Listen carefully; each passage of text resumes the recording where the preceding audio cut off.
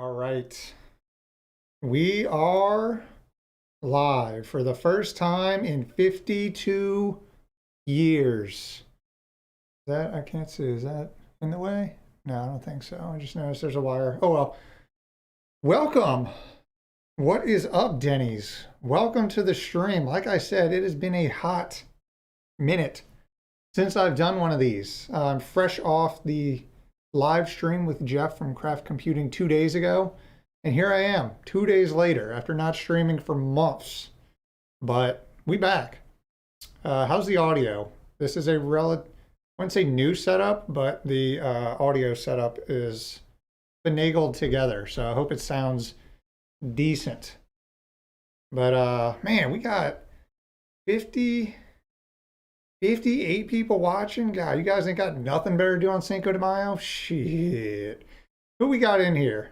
Let's see, roll call. I've seen Travis in here hanging out. Baby Whale, Mr. Nighthawk, there he is. Cyanide, what is up? Jason, there he is. Start stream shirtless. No, unfortunately, this is about as close to shirtless as I'll be getting tonight, since my margarita is relatively empty. Woo! As you can see, it was a big marg.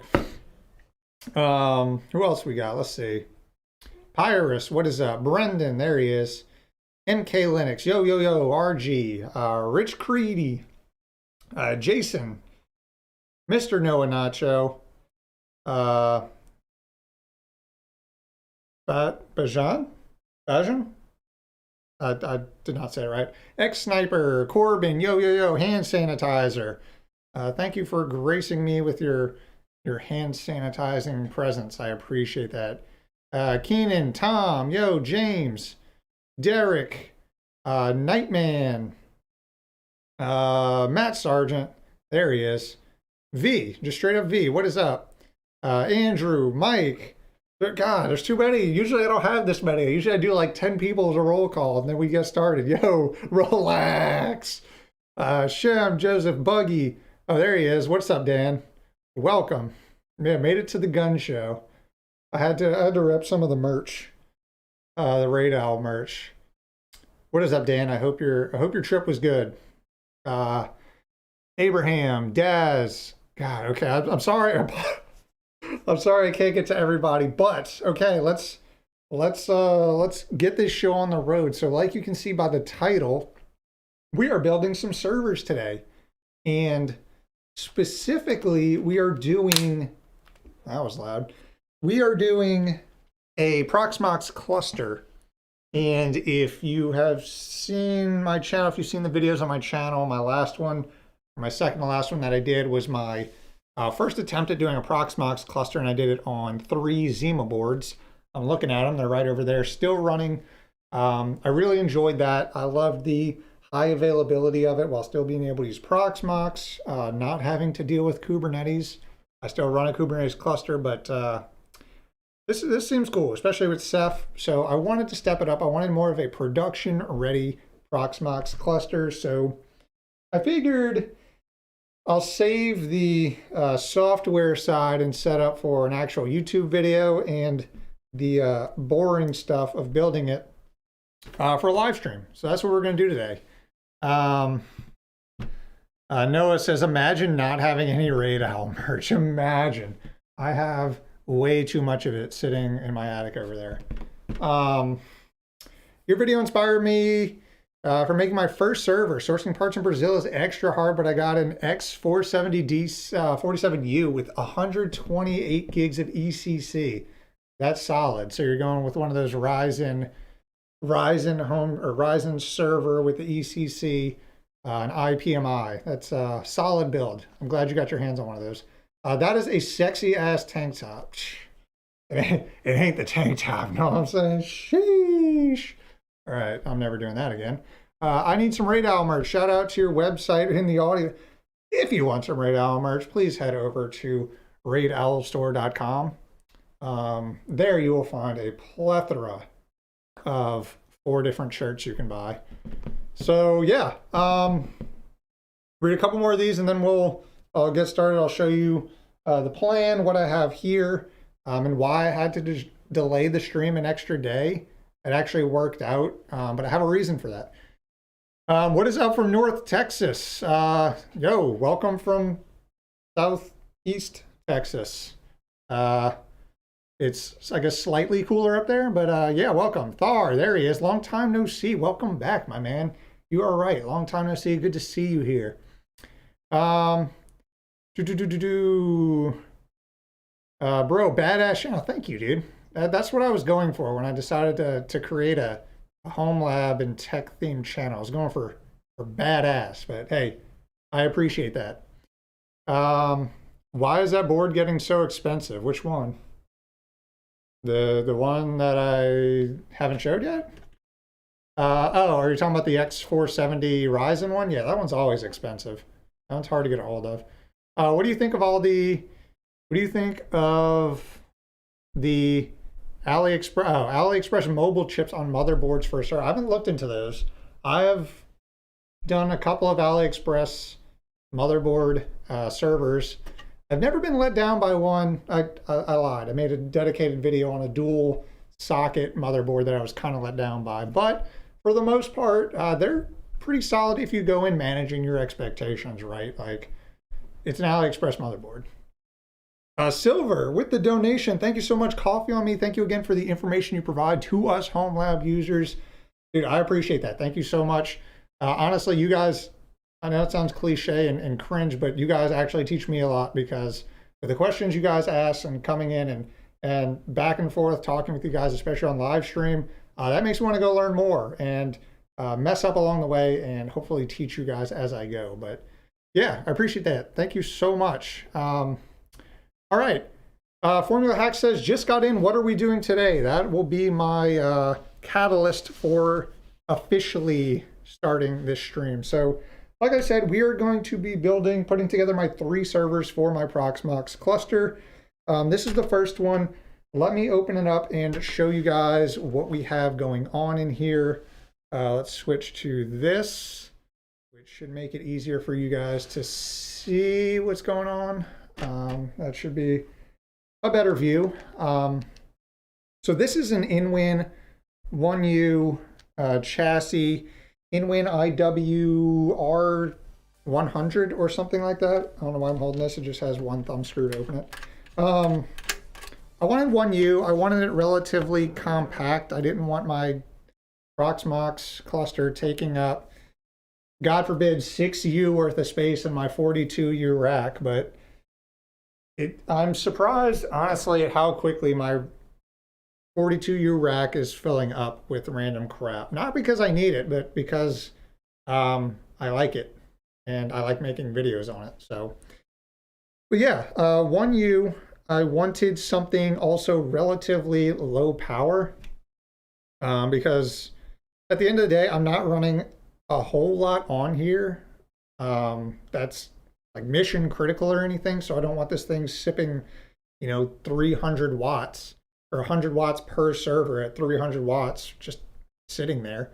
So I wanted it relatively low power. Now I'm not going to get it as low power as my Zima board server where it was 10 watts for the entire cluster, or Zima board cluster, but this is, I think I found a nice little middle ground here. So what I did was I went with 3 of these super micro boards with the Xeon chips built in. This is a Xeon D chip, so it's designed to be lower power. I don't know what the D stands for. Dick, I don't know. It's a Xeon D 1521, so it's 6 cores, 12 threads, boosts up to 2.7 gigahertz, and has a TDP of, I believe, 35 watts. So yeah, I mean, it kind of fit all of those checkboxes that I had. Now, I also wanted ECC RAM. Now, a lot of people ask, do you need ECC RAM? It depends on you. You don't need it. But I figured if I was going for a production system, then, we'll go with ECC. These chips, I believe, only have 32 lanes of for PCI, but that's fine. We literally only have one 16X slot. It's Gen 3 and a NVMe slot. But yeah, it kind of checked all the boxes. So this is the one I put together the other night, and I'll show you guys why I actually had to delay this stream by a day. Not saying I didn't want to. I was kind of burnt out from the stream the night before, but so I was putting this together just to make sure everything would be good for the live stream, and I noticed when I plugged in the 24 pin, I was like, oh, cool. The 8 pin or 4 pin is right next to it. You know, the wires will reach, everything will be cool. But the power supply that comes built into this case, which is pretty decent, it's an 80 plus gold, I think 250 watt, 315 watt, 315, more than enough for our use case. I noticed that this is a legit 8 pin. Let me see if I can't tell. It's gonna be hard to see. I'll zoom in. Check it out. So this is a legit 8 pin. It's not a dual 4 pin. So I can't use it. You'd say like, oh, just put it in there. It should just go in, right? No, there's a capacitor literally right next to the 4 pin. Probably can't see that, zoom out. There's literally a capacitor right here next to the 4 pin power. So I literally physically can't plug it in. So I had to overnight some cables specifically for this. And this is just an 8 pin to 8 and 4. I guess it's designed for motherboards that have, you know, the 8 pin and the 4 pin for super powerful CPUs, but all I need is a 4 pin. So this should work now, and it does. So there's my story. It was fantastic, right? You guys are crying, laughing. It was beautiful, I know. But yeah, so now it theoretically should be good. Man's looking big. Thank you, the thickest potato. I actually haven't been to the gym in like a long time, like 7 weeks at this point. So I really gotta get back. But yeah, price of this thing. Good question. So I think the case with the power supply for this model is 170 maybe. You could go cheaper if you there is a cheaper model. It comes with a slightly smaller power supply, but it doesn't have a PCIe expansion area for it. And as you can see, this case is compatible with a full ATX motherboard, and I only have a micro or an ITX board.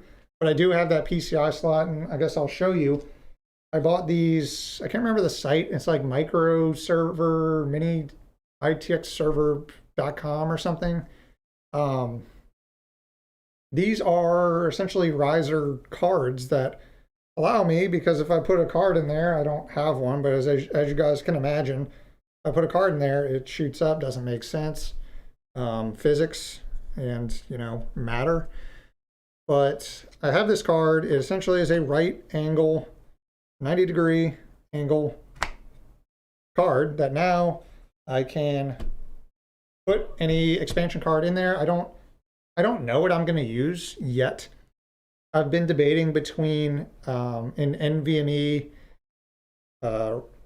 carrier card to put in more NVMe storage, or a network card if I wanted to put in straight up like 40 gig or something. But I haven't decided yet. I don't necessarily need that now, but let's walk through a couple more things that I want to make a note of. This board does support 128 gigs DDR4 ECC RAM. I only have 2 sticks populated right now. I think each of these are 32, I want to say, or maybe each are only 16. I can't remember. Each of these are 32. Is that right? I couldn't remember. I literally can't remember if I bought 16 gig sticks or 32, but I believe these are 32, and so it's 64 total. If I wanted to upgrade in the future, to put 128 in each of these, I still have the room to do that. Another cool thing about this motherboard is that it has dual 10 gig on it. So I was pretty surprised. We do have the IPMI as well up here. You can see we don't have a IO shield, but that's okay. I'm never going to see the back of this once I install them anyway. We have IPMI, USB 3.0, and dual 10 gig networking, which is going to be useful when I set up Ceph on this. So I can give it a straight up dedicated 10 gig connection just for the Ceph network, storage network. So that's cool. 5 SATA 3 ports and another, I think this is for, I'm blanking, when you can just boot off of a little USB, or not USB, SATA DOM thing. What else? What else is there? The case, you can fit a 3.5-inch drive over here and dual 2.5-inch over here. But as we know, 2.5-inch SSDs, you can literally just tape them wherever there's space in here. So I'd say in this case, I could fit like, I don't know, 20 SSDs with tape. So let's see, let's read some chats. I've been talking a lot. I realize my mouse is down here. 170,000. Yeah, $170,000 I dropped on these. You know, that YouTube money though. D for density. Okay, that makes more sense than Dick. You're right.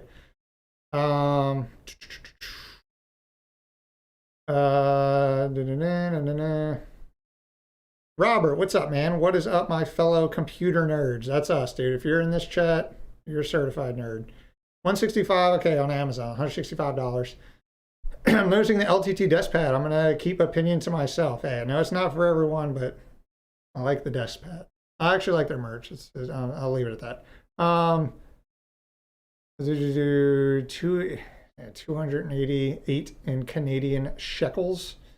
That's a Canadian money. Is that the Supermicro motherboard? You didn't need the 4-pin to provide alternate power for special enclosure when the 24 power is in use. Well, that's good to know. I thought this was just generic CPU power, but if that's the case, like I said, I learned something, but that is good to know. Well, in this case, we have it. So you also have this Molex connector as well. I was reading through the documentation. I still didn't really understand why this Molex power is here, but it's there. How's your partner and the baby doing? Good. They're good. Snowman, need a close-up zoom. Yeah, he's chilling. Yeah, I'll say. Big strap. Hey, future cameraman. Right here. Oh no. Oh, it's upside down? What? Oh, you mean like, yeah. Oh, where'd your binky go, dude? You threw it. You just yeeted it. It's right there. Future cameraman. Once he gets a little bit older, a couple weeks, he'll be ready to work the camera. Maybe edit some videos for me. Update servers, do routine maintenance. But yeah, he's doing good. He's been a little cranky the last few days, but other than that, fine. What, dude? You hungry? No, you just ate, right? I didn't. About due. Oh, here, you can have them back. Okay. Oh, okay. Or you just, that was a failure. That's smooth. There you go. That worked well. Yeah, an attempt was made. But there he is. That's the little dude. Thought process on using a server as a desktop PC. I think it's a great idea. It's going to be running 24/7. Throw a VM on it. As long as it fits your needs in terms of hardware. Yeah. Does it sleep in a 4U? Not yet. He's still on a 2U. Just really cramped. Same haircut, dude. He has more hair than me. Don't even joke like that, dude. Literally more hair than me. Haven't tuned in a while. Chose a perfect time. What is up? TKG Mars. Welcome. But yeah, where was I? What was I talking about? The weird power connections. As we just learned, maybe I didn't even need this at all. But now we have it. No big deal. I think they were like $10 for the adapters. You can probably source them cheaper off AliExpress, but whatever. I do have two.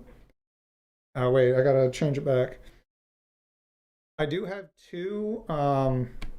These silicon power, these are cheap. 256 gig SSDs. There's actually another one under here. So two of these, that's what I'll be using for ZFS RAID, Z-RAID 1. So mirrored boot drives for Proxmox. And then the one thing I also got to talk about is the initial plan for the Ceph storage. I was going to use, move this so where you can see it better. These 2 gigabyte or 2 terabyte NVMe drives, but what I've learned, thanks to some folks in my Discord, is that obviously if you're using this high availability storage, it has to be written to for everything in the cluster that's being used, since that's how high availability works. You know, if you're writing to one, you're writing to all three. So these are going to get hit pretty hard. So I am going to be going with enterprise drives, and more specifically, we will be using these. This will be a first for me. This will be a first for me. I don't know if you heard that. These M.2 to U.2 adapters. So I actually got some Micron 7400 Pros, U.2, 2 terabytes that we will be using instead of these. So honestly, we'll take this out now. That'll be our first part of the server build. It only took me what? How long have I been live? It says somewhere. 23 minutes before I actually started building servers. Look at that. Best streamer ever, right? So we're going to take this out. Still got to figure out what to do with these. But yeah, this is pretty cool. So it's straight up a PCI to U.2 adapter. I feel like a lot of boards don't really have the U.2. I mean, unless you have like a backplane that takes U.2 drives, you're probably going to need this if you want to do something like what I'm doing. So this goes in here just like this, I presume. Yep. Installs just like a NVMe drive.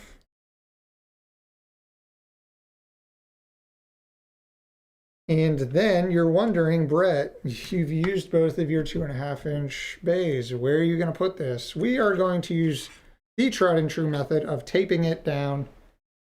Oh, wait. This has 2.5-inch mount holes. So I can just use this. So, but I don't have those drives in yet, unfortunately. I wish I did, but I ordered them literally yesterday, and they won't be in for a couple of weeks. So we'll have to wait on that, but we can at least prep everything for when they are ready, or they are in my hands. Cable management, yeah, I know, great, fantastic even. Some say this is the best cable management. You know, stuff it in there. Maybe we should put some effort into this. I do have these Velcro ties that should help. Your PCMD, thank you so much for the donation, my man. Any chance to revisit iSCSI setup in TrueNAS as an offsite backup for Windows clients? Mapping would be interesting. That would be, I've never even really considered that. I guess you do some kind of VPN and try mounting an iSCSI target. That would be pretty cool. I've never tried it. May as well. I appreciate that, man. Thank you so much. The thickest Says, just built my first home lab. It's a Xeon 18 core with 40 gigs of RAM. Man, look at the potato over here. His first home lab, his first server, 18 core Xeon. Shit, showing off in the chat, dude. Snowman, congrats, man. Now you're a dad nerd. That is true. I was a nerd. Now I'm a dad nerd. What motherboard is that? Supermicro X. It's a cluster of letters and numbers. It's the mini ITX with the Xeon 1521D built into it. Rich says I have the 2DL36 or 360p Gen 8s, easy enough to set up, but yes, some BIOS updates are behind a paywall. You hate to see it. But yeah, nothing wrong with that. Right out with the Die Hard look. Yeah, that's what I was going for. Yeah, there, Travis, the X10 SDV 12C TLN4F. There was no way I was going to remember that. So let's try to get some semblance of cable management over here. I did, look at this. I put a zip tie, or not zip tie, a Velcro boy over there, and called it cable managed. Yeah, iSCSI over the internet. Yeah, I know. You better have a ballin' upload and download connection. Hella bandwidth for that, but I don't know. If there's a use case for it, then so be it. What are we gonna do here? Let's see. This is, oh, I'm not even using this. So it does have the 30-pin USB 3.0 cable that I won't be using, and now it's tangled up. Damn it. How'd this even happen? All right, let's undo this. I really wasn't motivated enough to do cable management for this because honestly, it's a server, and once the case is on, it's probably never going to be seen ever again. So this I don't really need at all. We're going to zip it, Velcro it, and stash it somewhere. And like I said, we'll call this cable management. All right, this will go directly in front of the fans. No, probably not. I guess we're using this for now until the drives come in. We'll see. We'll see what we end up doing with, but you know, this is the start. This is the start of something great.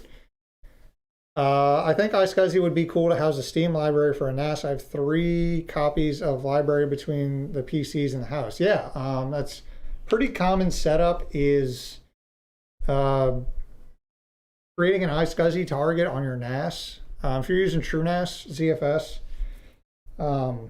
creating an iSCSI target for each PC that you want to access a Steam library from, and turn on deduplication so that if you want to install the same game on each PC, it doesn't take up 3 times the space. Deduplication should notice that the same files are already there and handle it.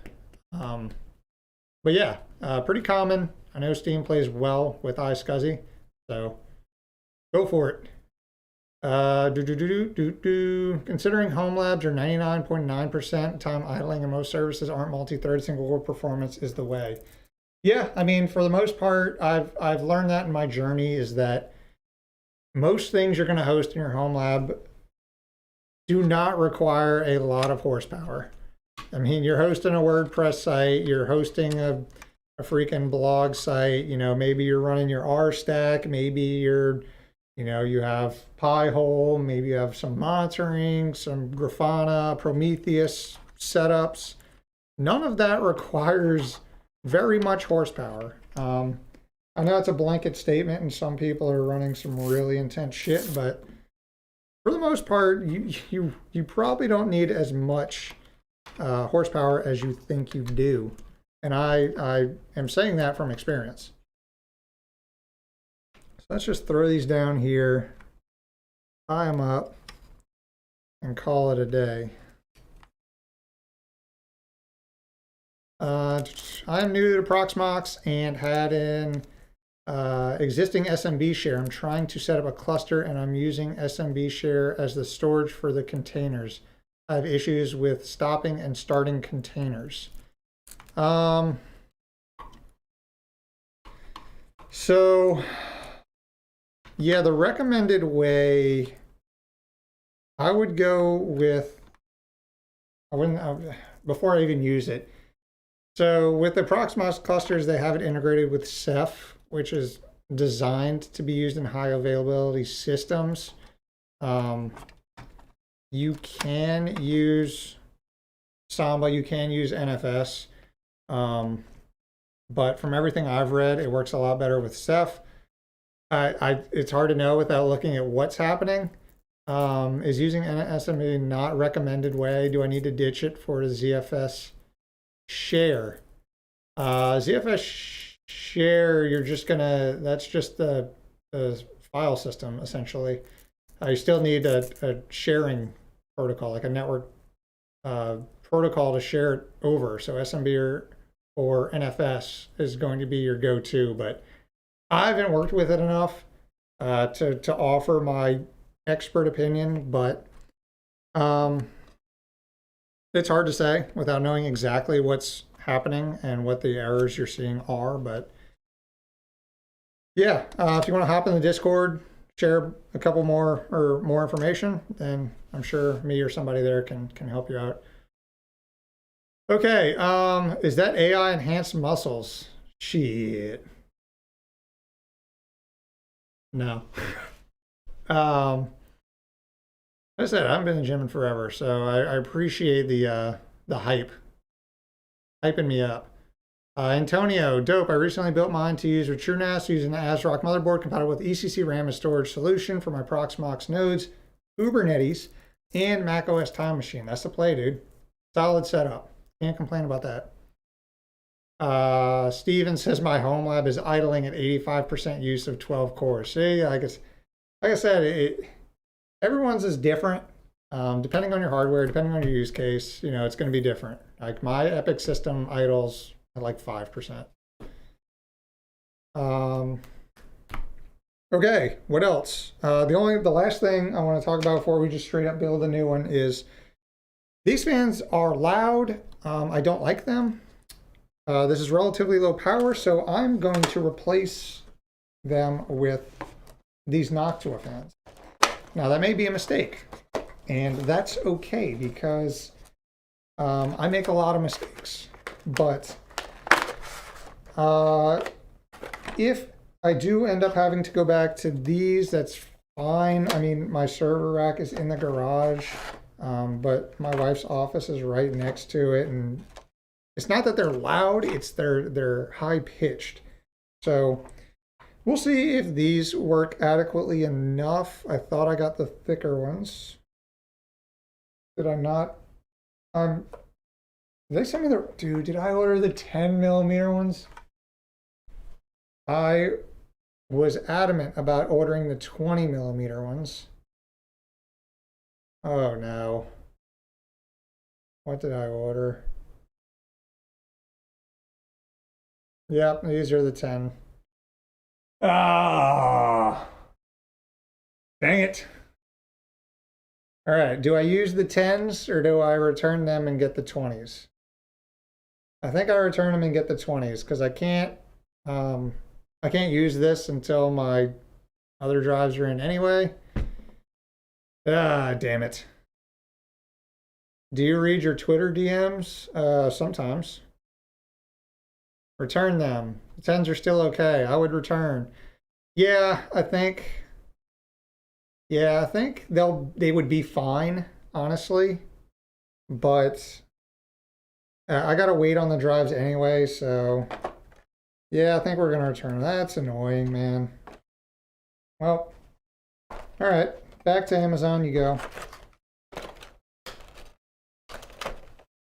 Whoopsies. Get in there. Come on, boy. All right. Oopsie daisies. Oh, man. All right, 1 second, 1 second. Struggling here.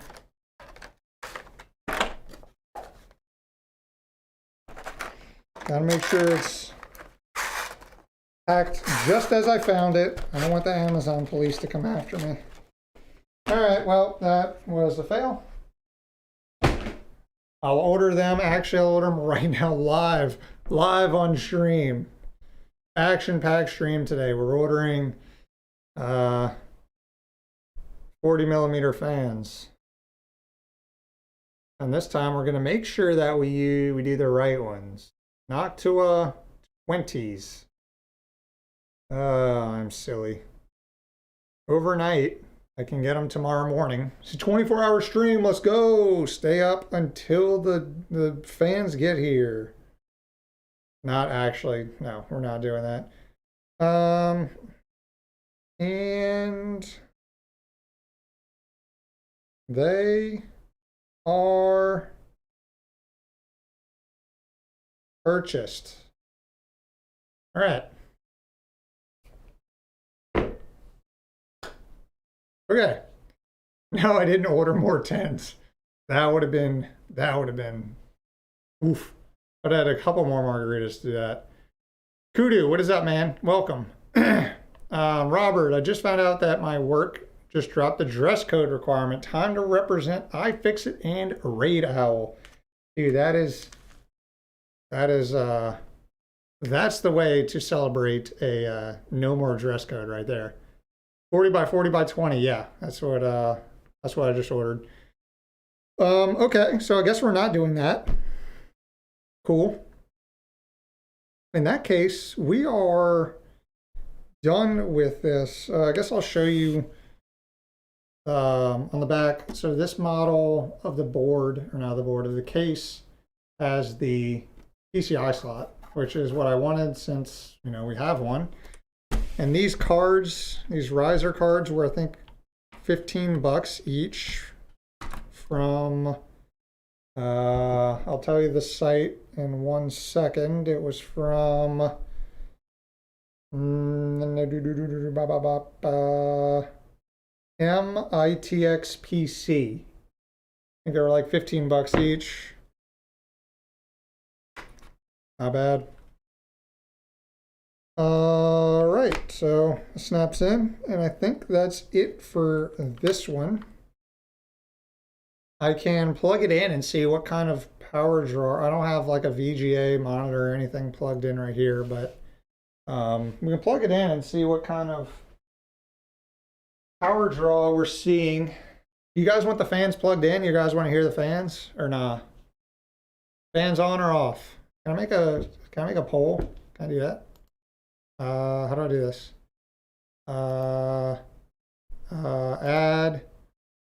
poll.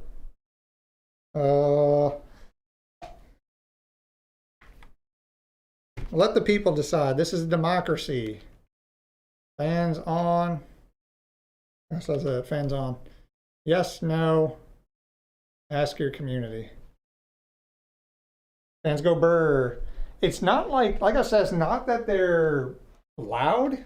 It's obviously they're 40mm, so they got that high pitched whine like a baby. I'm used to hearing high pitched whines.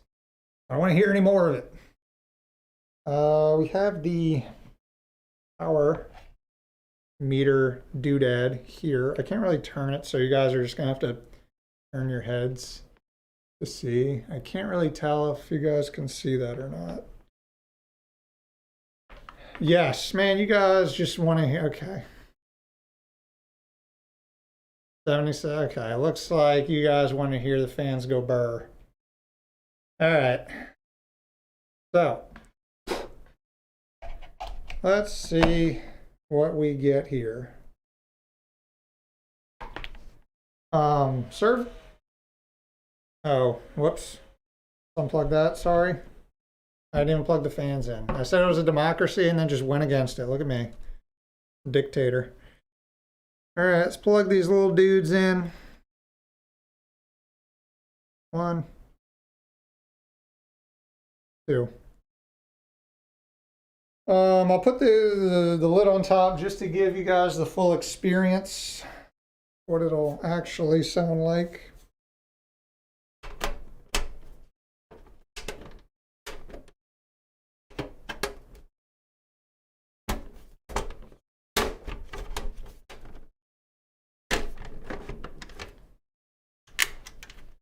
Okay.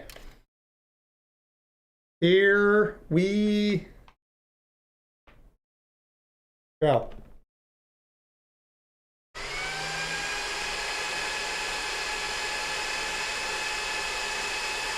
Yay! You guys asked for this, remember that.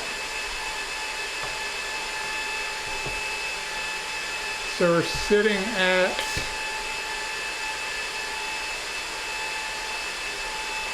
it's like 39.7 watts under boot up. I'm sure it's like training the RAM and setting everything up. I'm sure it'll settle in at something else. I don't even know if you guys can hear me.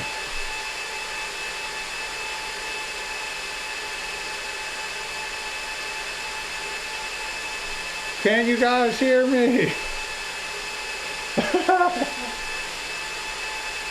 Yeah, so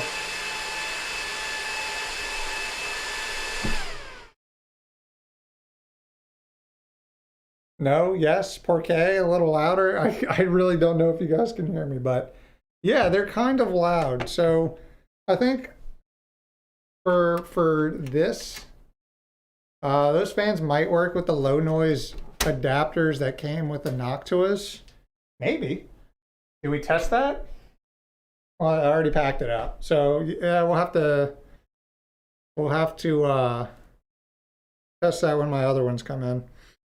How do I end this? Oh, okay. To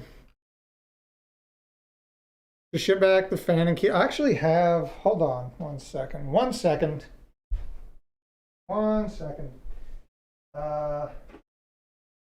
I do believe that I have. Oh, what did I do with them? Where was this?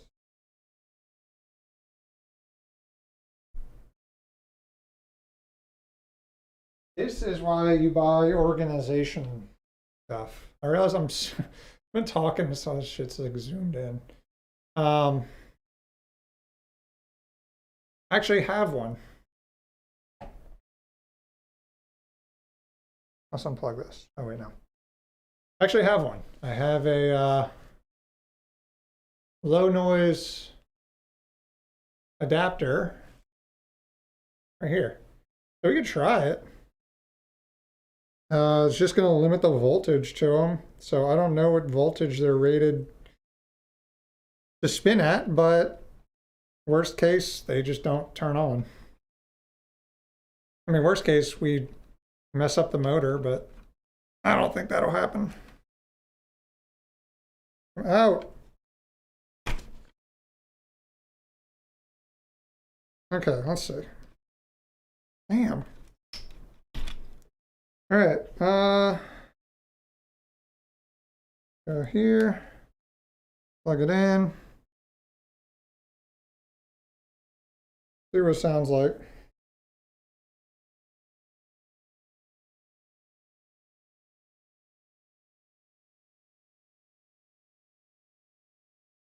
That's much better.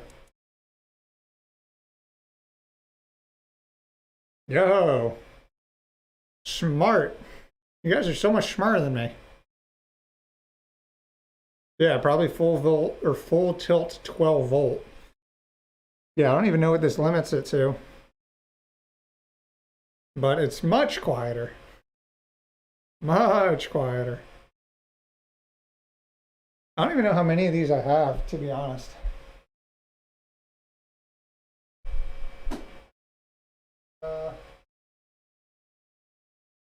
Apparently just one.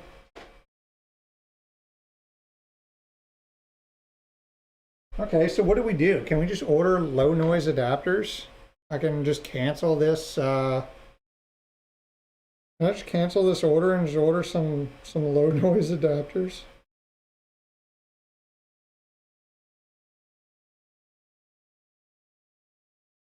They have a low noise, wait.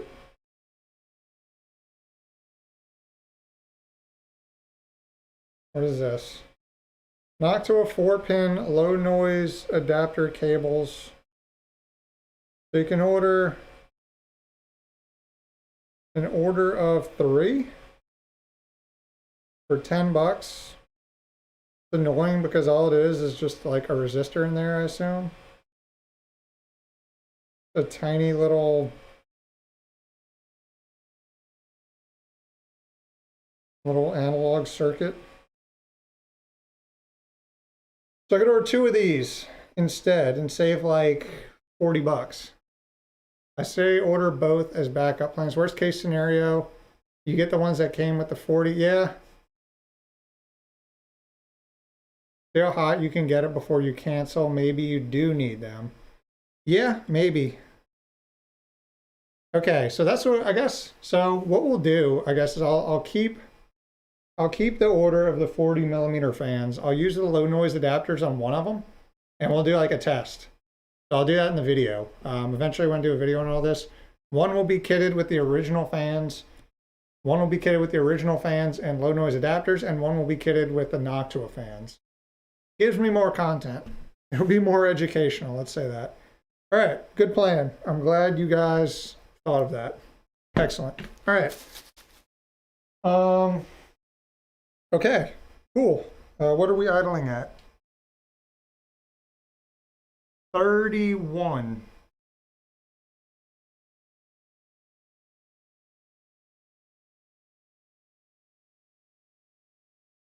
Yeah. Right now it's at 31. I don't know what the settings on it are. I probably can get it down a bit lower, but I don't have anything to plug it into and deal with that today. So, but as configured, idling, it's sitting at 31 watts. So I assume we're going to get it down a good bit lower, but that's what I was looking for. I mean, I didn't want something that was going to be idling at freaking like 60 watts before I even did anything with it. Yeah, 31 watts, not 31C. Hashtag Noctua send them fans. Yeah, one day, maybe. All right, let's unplug this. I guess we'll leave this one in here. This will be the Noctua low noise adapter version. And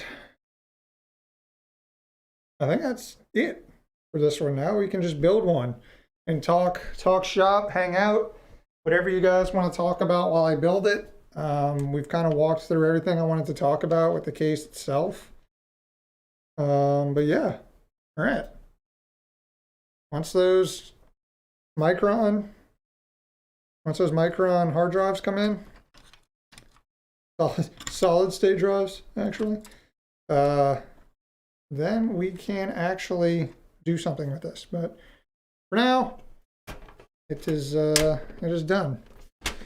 And the plan is, I was considering getting rails for these, but I'm not going to be sliding it in and out to do much of anything inside here after they're deployed. And I think they're light enough anyway to just use rack studs. So, burp. So I think we're good. I'm just gonna use rag nuts on them. I mean, it's really not that heavy. So I think we're good. Any update for the HomeLab web scraper tool? Not yet. I have been working with that company on other things. So that may be version 2.0 in the future, may be a real thing. All right. I just like how it looks too. Can we take a minute? Like, what do you guys think about the aesthetics of it? I think this is going to look good with 3 of these chilling in the rack. I think that's going to be a nice aesthetic. And you know what? You guys, you might not want to admit it, but half of getting a server rack and getting a home lab is the aesthetics of it. You guys know that's true. Don't deny it. at least 50% of the purchases of the reason you purchase something is for the aesthetics and how good it's going to look in your server rack. Don't lie. Okay, let's put this down somewhere. Tricked you. All right, one down. Computers go on carpet, right? That's a thing to do. All right, let's build one from scratch. I'll show you guys how the build process goes in these. It's actually not too bad. Like I said, I only have that one complaint about the about the power supply, but unless you have a situation like mine, that's really not going to be a big deal. So yeah, this is what it looks like when you open it for the first time. You get your power cable that's way too tightly zip tied down. Change the view. Try reseating the CPU. What? Oh, you're talking to the thickest. Want to help me diagnose why? Yeah, it's could be it's seated improperly. Thermal paste application's bad. Usually the reasons. It just depends. Remounting the cooler, actually pulling, no, just remount the cooler.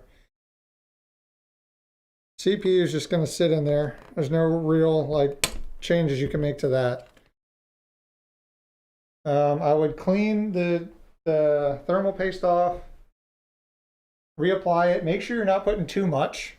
It's not like it's going to make it cooler the more you put. It's literally only designed to form a barrier between the two pieces of metal because metal isn't perfectly flat. There's tiny little micro ridges. All that's doing is filling in those little micro ridges. So you really don't need a lot. Okay, we got that. Cool. Don't really need that right now. We got these silica gels. These are delicious. I realize I don't have this in focus. Delicious. Just kidding. Don't actually eat those. Money. Screws. USB 3.0 front panel. And some tape or something. All right. So we're going to grab another motherboard out of our box of motherboards.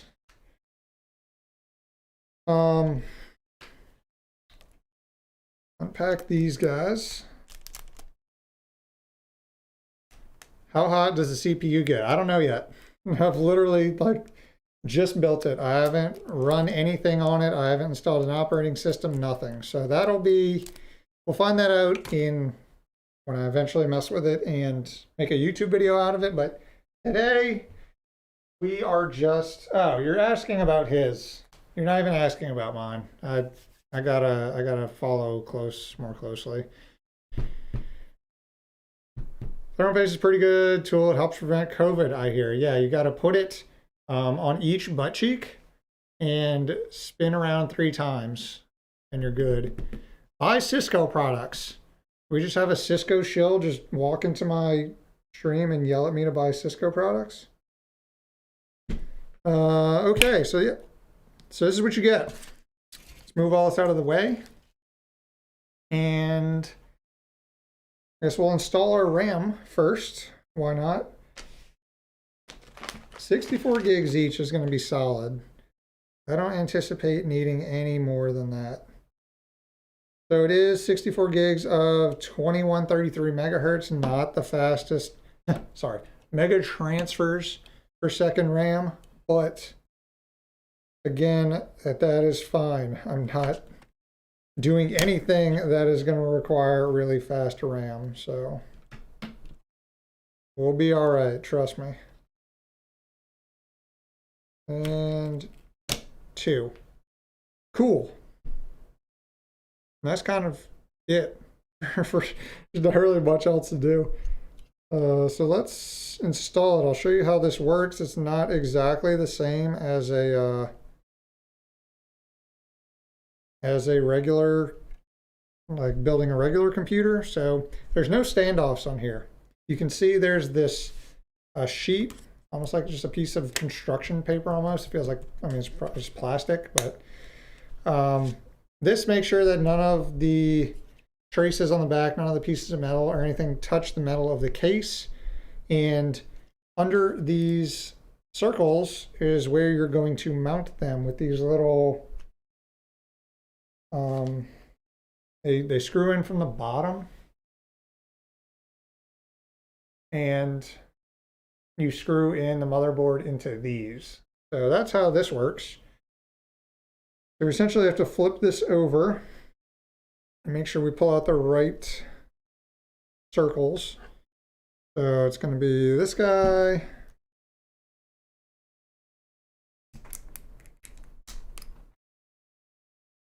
One. It's going to be, I believe, this guy. Yep. This guy. And this guy.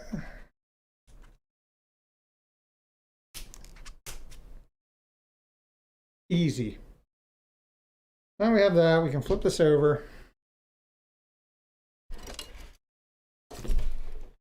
Now we screw these in from the bottom.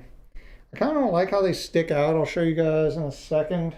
I don't know if that's going to cause a problem. I doubt it. I assume they've thought this through. But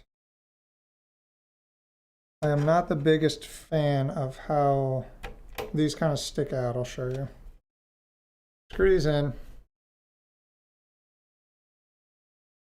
What see a lot of deleted messages. What happened? What is he yelling at me about something? I missed it. I was joking, dude. Did he really just come in here and just yell at me to buy Cisco? I used to have all Cisco stuff back when I guess it was like Cisco Linksys stuff. But no, I don't own any Cisco things. I'm just saying a lot of Cisco. All right, well, as long as he's not spamming and being a jerk or being obnoxious, then that's fine. If he's being excessive, I trust you guys to handle it. He had one dialogue option. Yeah, I mean, if you're a marketer for Cisco, that's not really how to do it. If I'm being honest. So yeah, these screw in. Luckily, we only need 4 because they're not that fun to deal with. After I install this last one, I'll show you guys what I was talking about. I don't know why I'm trying to do that again. 6 times too many. Put him in timeout. Smart. Come on. Cisco is dog doo-doo. Yeah, like, I mean, I haven't used a Cisco product in a long time. But yeah, maybe you guys can see this. If I turn it, it's going to be really hard. I don't know if you guys are even going to be able to see this, but these stick out just a little bit, like a millimeter. You can kind of see it. It's hard to see.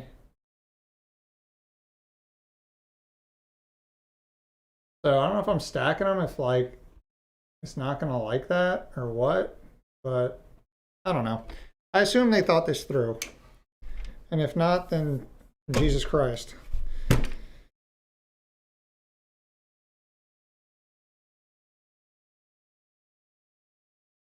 Okay, back to building. I like it better the way I had it before. Okay. So now just throw this dude in here. Bada bing. Bada boom. And now it just screws in like a regular motherboard. Lots of, I say lots. I guess that's a trick and something you have to do when you're working in a 1U case. You can't really afford to put in risers because you only have 1U of space. I feel like they would probably stand off the mother bar if they were put inside. Yeah. The tolerances are very unforgiving when you don't have a lot of space. So anytime you can save some space inside, I'm sure that liberty is taken. Jonty says, damn. I agree, dude. Damn. Don't know what we're damning at, but I agree. That's for sure. That's not going in. What's the problem here? All right, I just had to put a little muscle into it. We're good. Okay. That's in. That was easy. Front panel. I'll see if I remember what the order was. I believe it was power switch first. Wait, no. Wait. Am I trolling?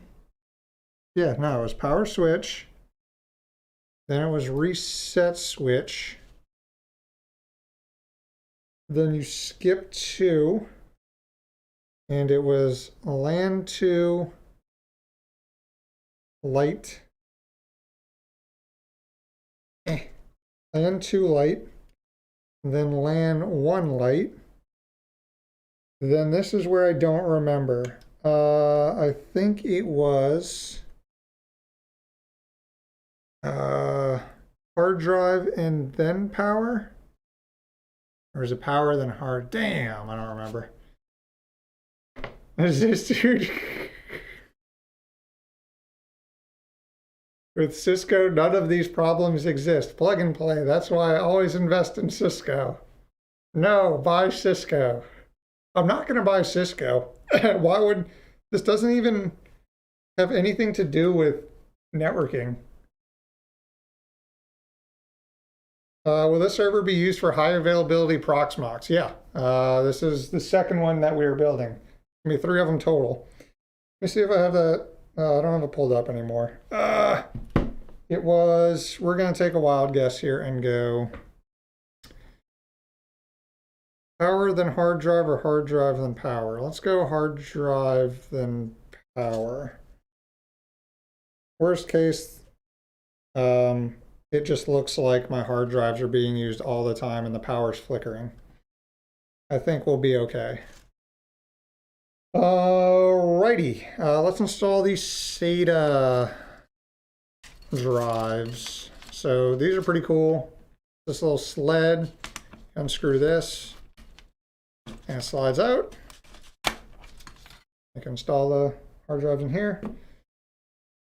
So let's do that. I do need the 2.5-inch screws. I wonder if that's like a thing. Like, do companies? No, there's no way he like worked for Cisco and is like going to streams to try to convince people to use it. Cisco's marketing budget has to be higher than that to keep him around. Can you like time him out? Like he only gets one every like minute. I just want to see how long he'll go. Like how determined he is just to sell me a Cisco product. Hey, I got the same screwdriver. This one's great. I love this thing. It comes in a kit. It's X tool or 2. I have 2 of them because I thought I lost them. This thing is fantastic. Recommended. I think it was like 20 bucks. Yeah, I have a complete other set. So it comes with this whole set with all the bits, all the different bits you'll need. And it's like a cheap iFixit kit. And then your PC building tools, tweezers, plastic pry open bars, anti-static bracelet that no one uses. But yeah, these are tight.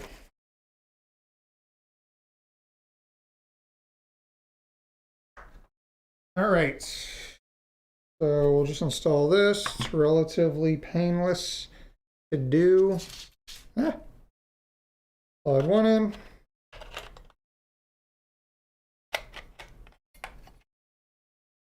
Screw it on. Did he just change his name?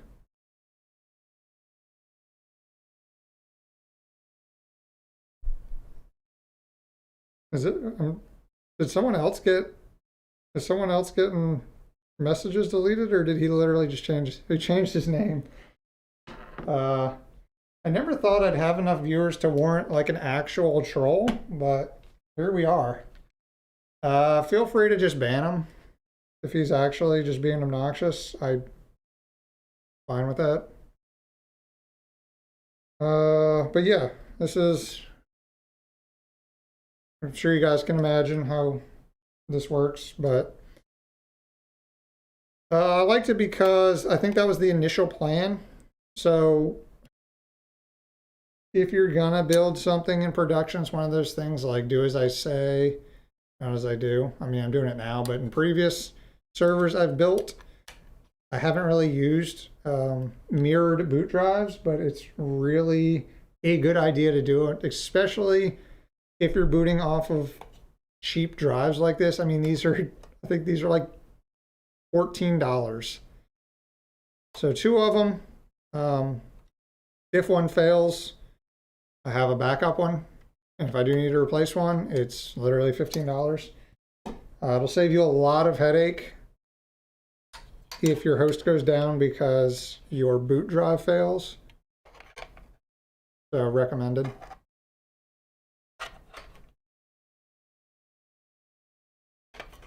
What is going on?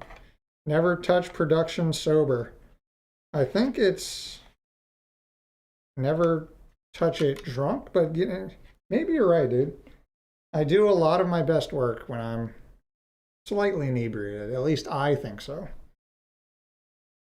Some may disagree. He just wanted you to buy Cisco. He can buy me Cisco. I'm not going to go buy Cisco. If you want to send me things, it's on my website, my link tree. So the P.O. box is on there. If he wants to send me Cisco, he can do that.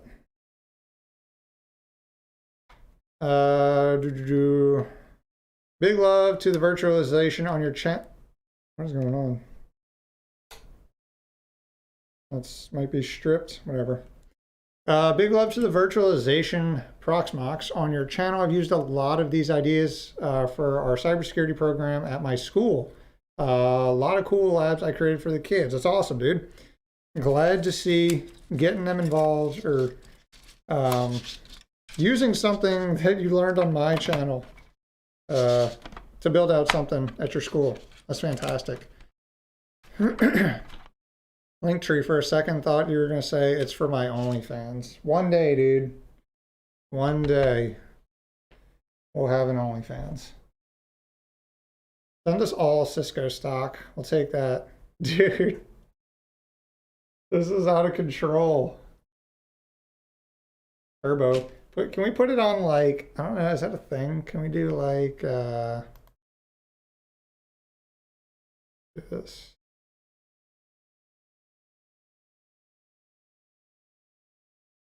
How do I? Okay, whatever. Yeah, I just shadow banned him so he can spam it all he wants. Really don't want to use slow mode because I want you guys to be able to talk when you want to, but people like to ruin things because they have nothing better to do. Dude, all you're doing is making people not want to buy Cisco products. I hope you know that. What's better to run, Proxmox, Cisco, or MikroTik? I mean, they're kind of for different purposes.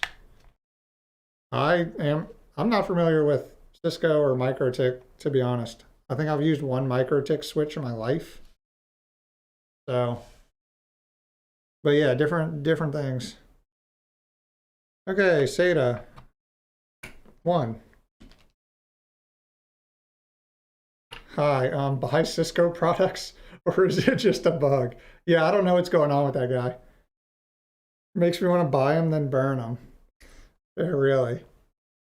Yeah, I don't know what that guy's on. I've never really had someone... I've had the bots come in and spam just like stupid like porn websites, but I've never had an actual human troll come in and ask people to buy Cisco. Very strange. Jonathan, what is up, dude? Welcome. Been busy lately. I know, man.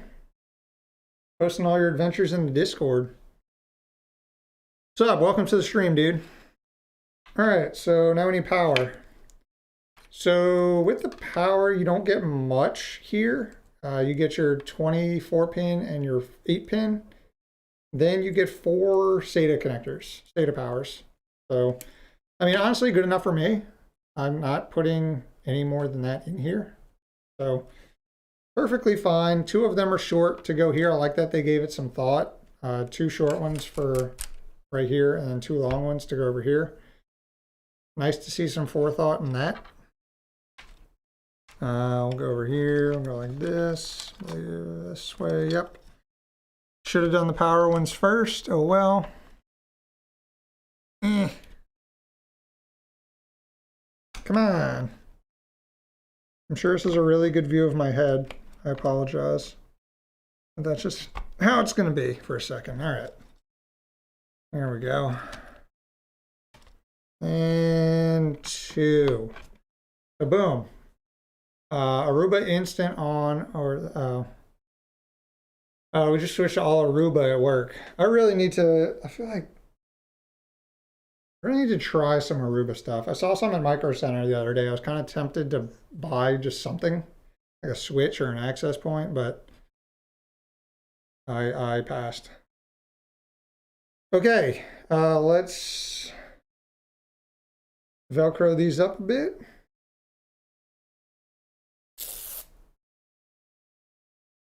And there will be hashtag cable manage. That's good enough. They're not bothering anybody. Tim says, I just got my first server, PowerEdge 730. Any advice?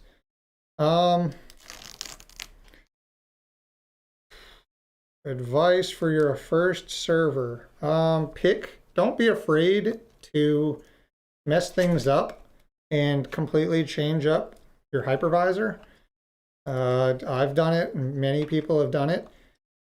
Just because you've picked something and you've kind of gone down that rabbit hole doesn't mean that that's the thing you have to stick with forever. I've kind of landed on Proxmox. I'm just comfortable with it now, but I know a lot of people like Unraid.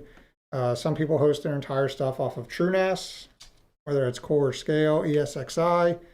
So many different options to choose from. You could even go like what's the one? Open Media Vault if you want to be a rebel. So this will be the full tilt fans. We'll plug those in. These will be the ones that go full tilt. See if the temperatures are any different. Okay, 24 pin. Bada bing, bada boom. You say we probably don't need this. If we end up not needing it, I'll go in and unplug these. For now, we'll keep these plugged in. Our adapters. Can you give the specs? I missed out. 64 gigs of DDR4 ECC 2133 mega transfers, Xeon D1521, 6 cores, 12 threads, boost to 2.7 gigahertz, dual 256 gig SATA SSDs, PCI full 16X slot Gen 3, eventually going with a 2 terabyte U.2 Micron 7400 Pro enterprise drive. And case is an InWin IWR100 something. We've got a 315 watt gold plus power supply. And I think that's it. The end. This is the M.2 to U.2 adapter. I think they were like $20 on Amazon. Stefano, welcome. Mr. SPX Labs. Welcome to the live stream. We are 2 servers in. Yeah, it is dope. I agree. Then put the Noctuas in the third and do an actual test. Yeah, that's the plan. So we do have different cooling fans for each server if you're just tuning in. So we have 3 servers. They got each of them has these built-in 40 millimeter. They look like 30 mil depth loud boy fans. So what we're gonna test is if there's any tangible difference between these at stock versus these with the Noctua low noise adapters, which essentially just limits the RPMs, versus using actual Noctua fans. So if there's not, then I'll probably just end up using Noctuas on one and getting some low noise adapters for the other one. But I mean, I understand that there's going to be some difference. I mean, more airflow is beneficial. I mean, that's no secret. But if there's no like tangible or real world difference, then okay, this is the screw. Then why not just have low noise?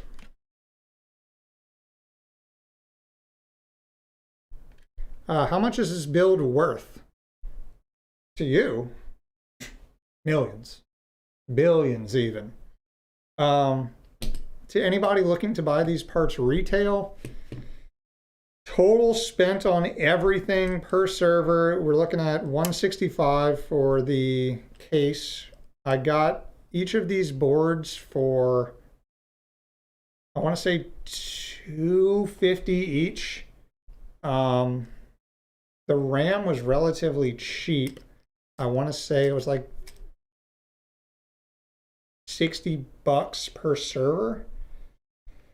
The drives were like $15 each. And the U.2 drives were $140 each. So you're looking at what, 165, 250, that's 410-ish. 140 for the drives, that's 550. The SATA, the boot drives, 580. And the random adapters, like $20 each or $30 each. You say about $600 per server.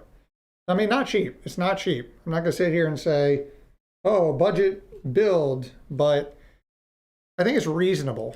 There's a difference between cheap and reasonable. So I think that's a reasonable price for a 3-node high availability cluster, especially with the hardware provided. So I'm happy with it. Would I have liked it to be cheaper? Yeah, obviously. I would have liked it to be like $10, but you know, things cost what they cost, and I am not a powerful enough man to have any influence on that. What was I doing? Oh, I need these. Like I said, from MITX PC. MITX PC, yeah, I got these adapters, like PCI riser cards, essentially. so that I can actually put a PCI card in here. I haven't decided what I'm going to use yet. I was debating between like 40 gig networking or possibly an NVMe card that lets me put 4 more NVMe drives in here. But I have not decided, and that is okay because my initial plan didn't really have me using this at all. But hey, expansion in the future is always good. Did you see the Minecraft shader thing I taught? Yeah, I did. I saw you post about it. I haven't looked much into it, but I will get back to the Discord at some point. Expensive build on a budget. Yeah, that's one way of saying it. Does Longhorn have issues with a 2-node cluster? No, you just have one less than I guess would be recommended. I run it on a 3-node cluster with two volumes always in always active. Well, not always, but depending on the application I use, most of them run two volumes. So if one goes down, it's fine. I still have 2, and it can migrate to another one if that's necessary. But I think it'll be fine. Obviously, it depends on your use case. I can't confirm that 2 nodes is an issue, but it's flaky. I need a 3rd node, but I'm not sure if I should get another R620 or if I should trade them and build something. Good luck. It depends on a lot of different things, especially budget. Christopher, what services do you plan on run on these, and what would benefit from being highly available? A lot of your network stuff is going to benefit from being highly available. So if you run your own DNS server, if you run your own reverse proxy, if you run your own VPN on services in your home network, those being in a high availability environment, that's going to be a lot easier, or not a lot easier, but a lot more beneficial. Because if you're running your DNS or something on one device and that goes down, nothing worse than not being able to communicate with your servers. It is a pain. I think you definitely need a hardware load balancer next. Yeah. I have my Kubernetes cluster for things that I really want to scale and do load balancing with, but in terms of a network load balancer, I have that built into pfSense, but I do want to add load balancing to Cloudflare. That will be a future video. I actually want to make a video on that. So home lab on a budget, you can't really go wrong with old mini PCs from eBay. I have 5-node cluster right now. Yeah, so that was a big debate. And anyone who is active in my Discord knows was there for me going back and forth between. I was going to do this with 3 mini PCs because they would all sit on a 1U shelf. They all had modern Ryzen CPUs, like 6 cores, 12 threads, low TDP. Spot for an SSD, a spot for an NVMe drive. But it was going to be a bit cheaper than this, but this just gave me so much more flexibility, especially when running Ceph, being able to use enterprise SSD solutions and having expansion, more RAM, dedicated PCI slot, dual SATA drives to boot off of. I went with this 1U versus, we have to use 3U, but that's okay. Let's keep going. You wonder why your rack keeps filling up. No, I don't wonder. I'm well aware of why. I'm just amazed. I already installed this. I'm just amazed at how quickly it happened. Okay, are we done? Are we done with this one? We'll fancy it up a bit with some Velcro, and I think this one is done.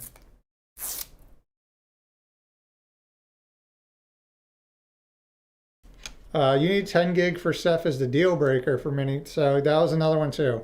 The mini PCs had 2.5 gig networking, which I was going to be okay with for Ceph. They actually had dual 2.5 gig, a dual 2.5 gig NIC on the ones I was going to get, which I was going to be fine with. Obviously, you know, the more bandwidth you have for Ceph, the better, but I was willing to be okay with that.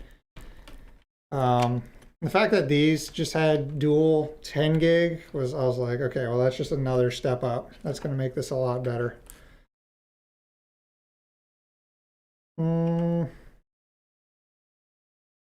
So yeah, I think I made the right choice. I spent probably like $400 more to do this than the mini PC build, but later on, I don't think that's gonna really, I'm not really gonna be wondering where that $400 was, especially when I'm looking to upgrade these or do something more and expand their functionality.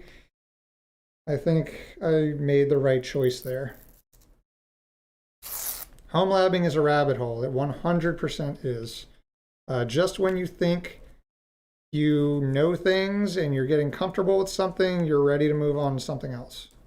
Or you find out you actually knew nothing about that. And I enjoy that. I really do. I'm not just saying that to sound like some type of like scholar or something. I genuinely enjoy the fact that there's always something to learn and there's always something to do. And there's so many different ways to do each thing.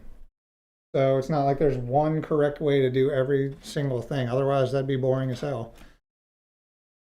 So yeah, I really like it. I'm glad my YouTube channel somehow made the turn into home labbing content.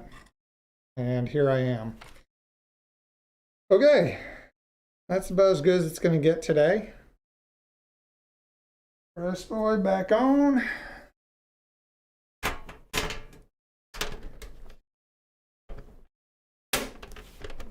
All right.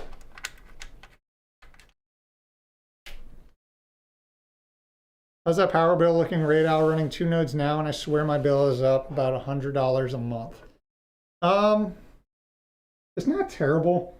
My rack right now idles at like 350 watts, so it's not really bad.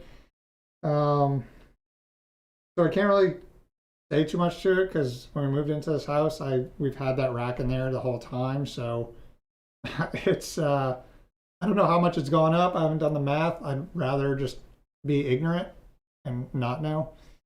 So Nginx can do load balancing. Yeah, yes it can. I run like 5 machines constantly and it's keeping 4 light bulbs on. There you go. Home labbing for education is great. I agree, 100%. I learned so much from Radal and his Discord, home labbing in general. Yeah, the Discord is definitely helpful. I learn things in there all the time. Krabby, go ask him. Go bother Krabby. He's the home lab Linux Ceph guru of the Discord. So if you have questions, ask him because I do that too. A bit of an odd question. I don't know. I'm holding it. Okay. So I put this up like this because I wanted to show, for anyone who hasn't seen it yet, the back plane. There's not much there. There doesn't really need to be that much. You get dual dual USB 3.0. That's another thing. It has IPMI. That's another thing that many PCs wouldn't have. IPMI is fantastic. Being able to manage your server from anywhere on the network. And then we have our dual 10 gig NIC, which is awesome. One dedicated for the host and one dedicated directly for Ceph. And then our VGA out. This obviously has built-in video graphics driver card. Nothing crazy, but enough to get a video output to set it up. Bit of an odd question. Has anyone used the MikroTik CR, lots of numbers, PCI as a pass-through 25 gig adapter for Ceph VM access? Seems oddly cheap for dual 25 gig adapter / router option. You can find, I've only used anything over 10 gig. I've only gone with the 40 gig ConnectX 3s, ConnectX 3s. And I have a video on that. They're 40 gig, dual 40 gig cards that are not that expensive. You can find them for under $100 usually. And they're amazing. I have direct 40 gig connection from my editing PC to my NAS, and it's awesome. Yeah, this one's done. Real Bad Mike, there he is. What's up? Long time no see. Welcome. As long as you're not here trying to make me buy Cisco products, we're good. That's an inside joke from earlier in the stream. I'm putting this trash in the wrong. Yes. Okay. Omega Games. Solar is free. Solar power from the sun is free. Solar panels and installation not free. I have like 800-watt solar panels that eventually I need to install and do something with. But yeah, one day. Been busy. Saw you were live, had to stop by. Yeah, man. We were popping off this stream. We were over 100 viewers at one point, which is absolutely bananas. I never thought I'd be sitting over 100 views on a freaking live stream on YouTube talking about Proxmox servers on a Friday night. I missed. But here we are. But yeah, I appreciate all you guys being here, hanging out, just making this an awesome experience. Aside from the one guy coming in and being a Cisco whore, you know, everyone has been awesome. I'll shout out anybody who doesn't know, we have a Discord, the Radall Discord. I think it's linked down in the description. Same vibes over there. If you want to come in, share what projects you're working on, ask questions. It's very beginner friendly. This isn't a hardcore Linux Discord server where, you know, everyone's going to feel intimidated and you're too scared to ask questions. Come in, ask. If you're willing to learn and need a place to start your journey, head over. Or if you're a seasoned veteran, come in and show off all your cool projects. I like seeing what you guys are working on. And like I said, I learn a lot from you guys over there as well.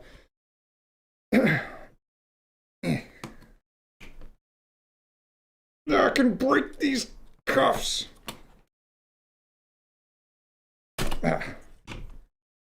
Did it. All right, last server.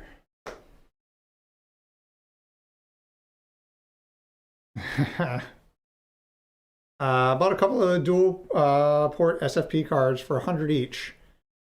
Yeah, depending on which ones you buy, where you buy them from, you find some sweet deals. Let's go Cisco, yeah. Dude, I don't know what that dude was on. He was on something. I'm gonna do this because, dude, so I remember which ones. Don't even have to use the motherboard. Wait, yeah.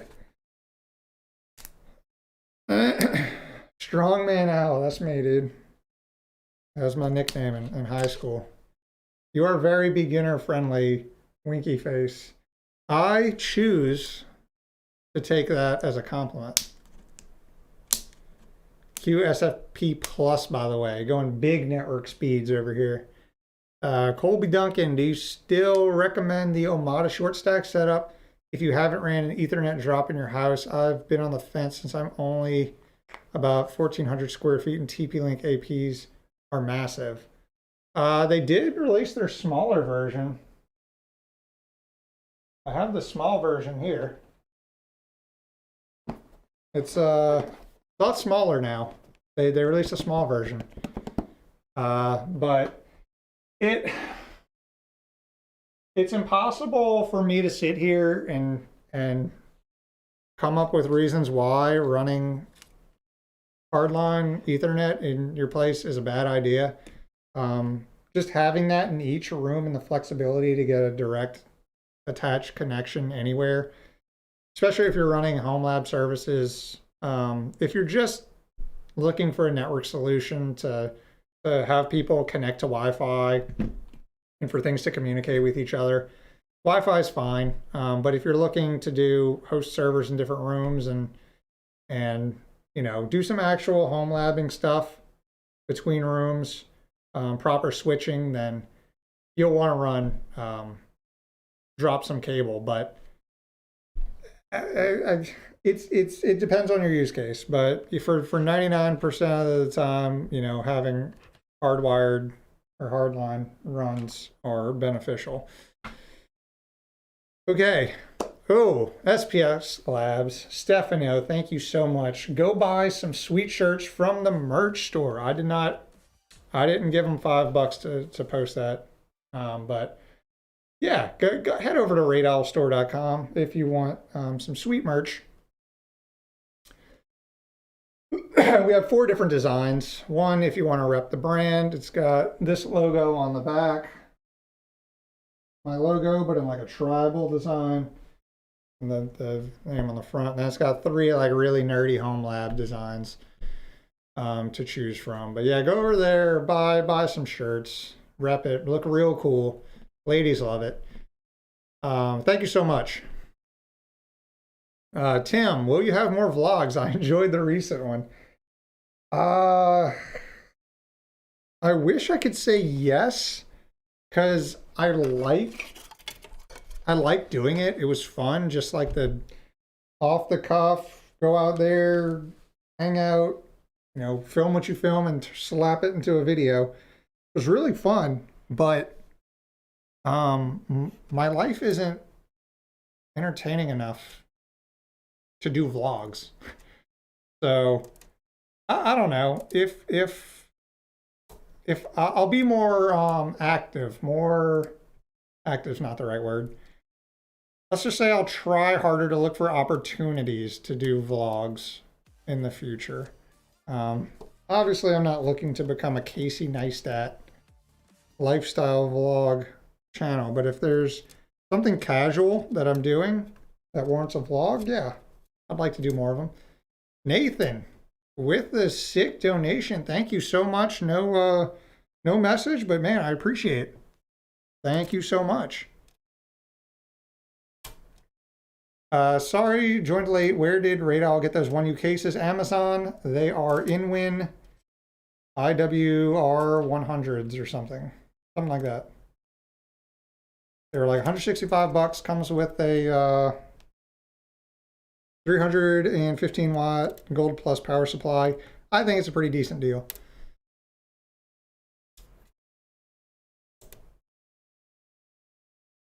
Explain what Radal means, please.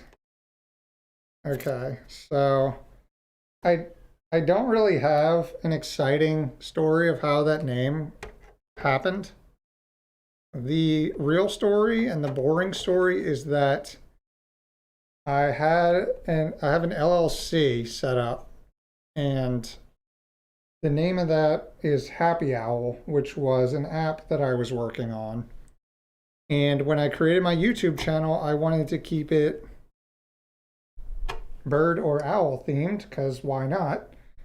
And I was thinking of what words go good with owl. What random tech words? I tried so many different random tech words with owl. All of them sounded weird. Raid owl probably still sounds weird, but it's the least weird sounding one I came up with, and that's what stuck. So yeah, no crazy story behind it. Buy some beer, yeah. That'll do me good. I appreciate that, Nathan. Thank you so much.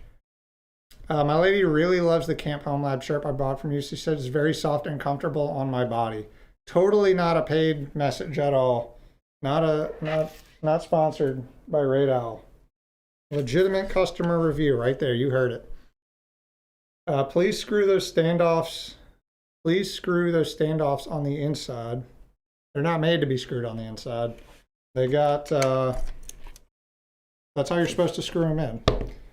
You can see the flat head. They have a flat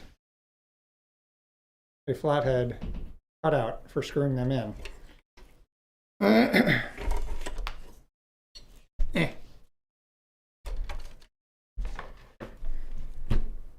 Zoom out. Zoom out.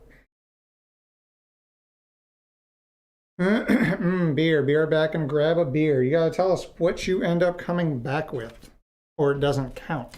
That's the rules. Yes, they are.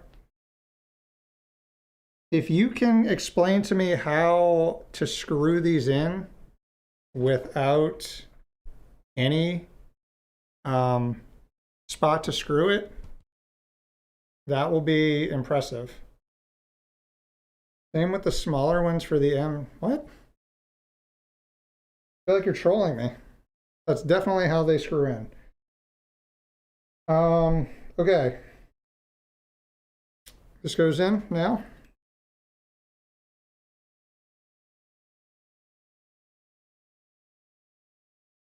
Got enough screws left? I do.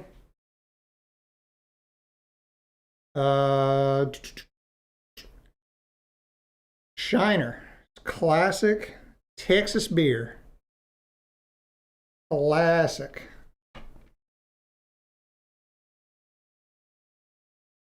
Yeah, they're not traditional standoffs. They are specifically designed for this 1U case.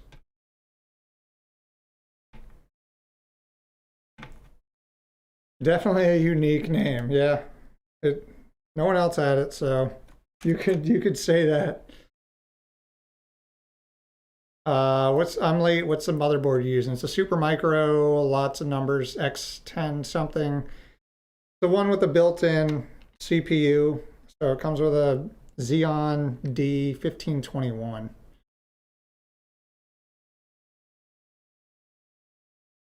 Tequila, yeah. I mean, I'm at this point. There's a little left in there. Dude, these freaking best investment ever. If you don't have, like, it doesn't have to be a Yeti brand, but these things are fantastic. I put a frozen margarita in here like 4 hours ago, and it's literally still frozen. Get out of here, bug. Yeah, Xeon Ds are SoC soldered on. Yeah, you can't replace this. They're built in to the actual motherboard. But I don't anticipate needing to upgrade this. 6 cores, 12 threads, 2.7 gigahertz is perfectly fine. Hell yeah, brother. Texan native. Doing time in Minnesota. Man, you picked a cold place. You picked a hell of a lot colder place than Texas.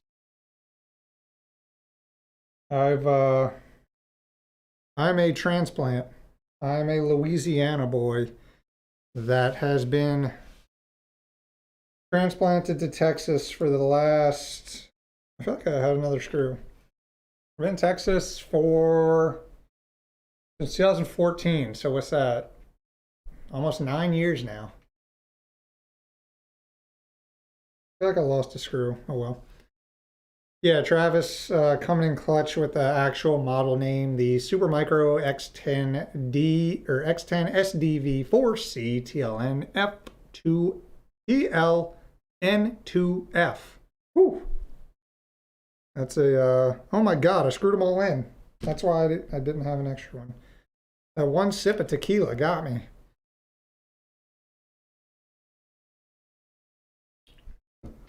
Christoph. That's the same board that's currently powering my TrueNAS box. So far, pretty happy with it. I've heard good things about it, so I think we're gonna be perfectly fine with this. And I'll still have my Epic Proxmox system for anything I want to run that requires a heavier workload. So, you know, higher powered VMs, Plex instances, transcoding stuff, proxy makers, proxy services, any gaming virtual machines I want to run. That can all be still hosted on my Proxmox or on my Epic system.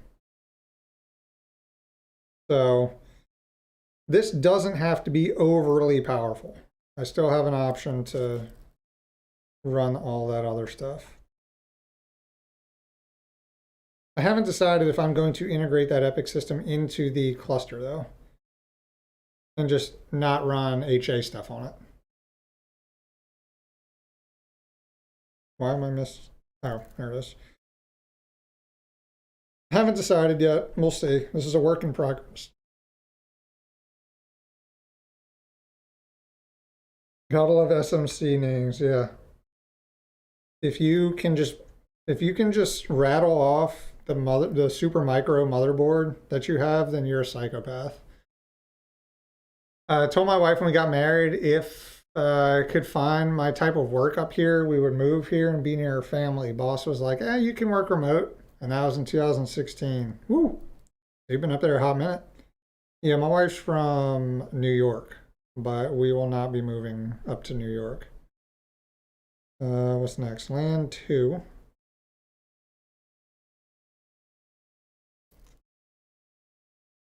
Too cold. Everything is down here. Say everything. We don't even really have family down here, TBH.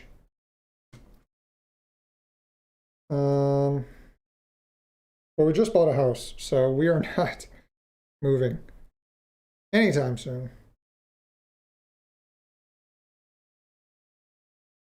I think I got these right last time, so we're just going to go with the same order. Hard drive, then power light.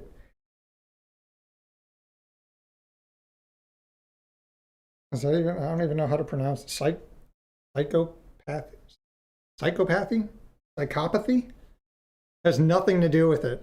That sounds like something a psychopath would say. I see you guys. Pyrus, I'm sorry for having to do this, but I've got to head out. Don't apologize for having to leave. You've been here since the very beginning, man. No sweat. But I appreciate you stopping by, dude. Thank you so much. It was a treat having you in here. If you want to hang out in the Discord, link is down below. But have yourself a nice sleepy time.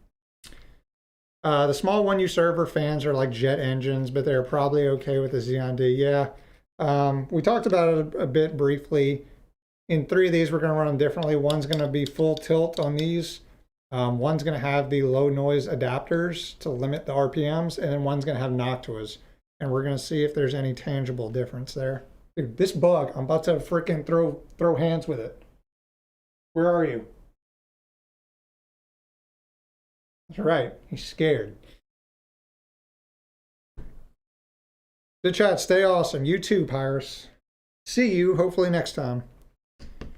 Just landed 2 SMC 1028Us from work, dual 14 core 28 thread, 512 gigabytes of RAM. Gonna be a fun Proxmox project, dude. I hear of so many of you guys getting things from work. I don't get shit from work. I work in IT. I don't get anything. I don't work with the hardware stuff though, so that probably explains it. I just do development. So what are they going to send me home with? Like a freaking Kubernetes cube control setup? I thought this whole thing was in focus this whole time. Apparently I was wrong. All right, hard drives. Ronker, welcome. What is up, dude? You need to make more friends at work. No, I'm good. I'm good. I got enough work friends. Don't need any more work friends. Mingle with the hardware guys.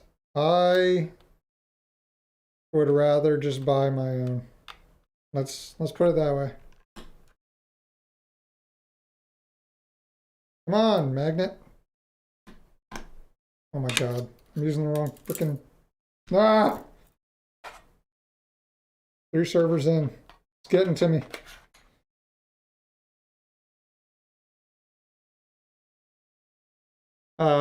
Hey, work, I need a beefy server. What am I missing? Zenith. Hey, I need a beefy build server. Oh, for work from home. Depends on what you're doing for your work.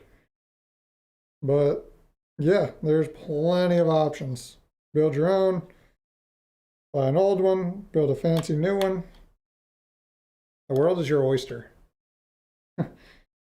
I don't have a bot, I'm sorry, Adam, but I will quickly specs on this. We're doing 3 servers, Proxmox cluster for Ceph, Supermicro board with a Xeon D 1521 6-core 12 threads, boosted 2.7 gigahertz, dual 256 gigabyte SATA boot drives for Proxmox. We are eventually going to throw in a 2 terabyte Micron 7400 U.2 Enterprise SSD, 64 gigabytes of DDR4 eMMC, ECC, 2133 megatransfers RAM. The end. RAM. Speaking of RAM, let's do that.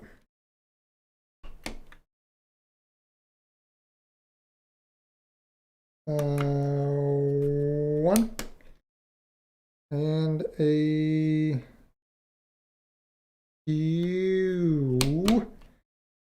neat. I just stopped halfway between installing these things. I'm out of control. Somebody get this man.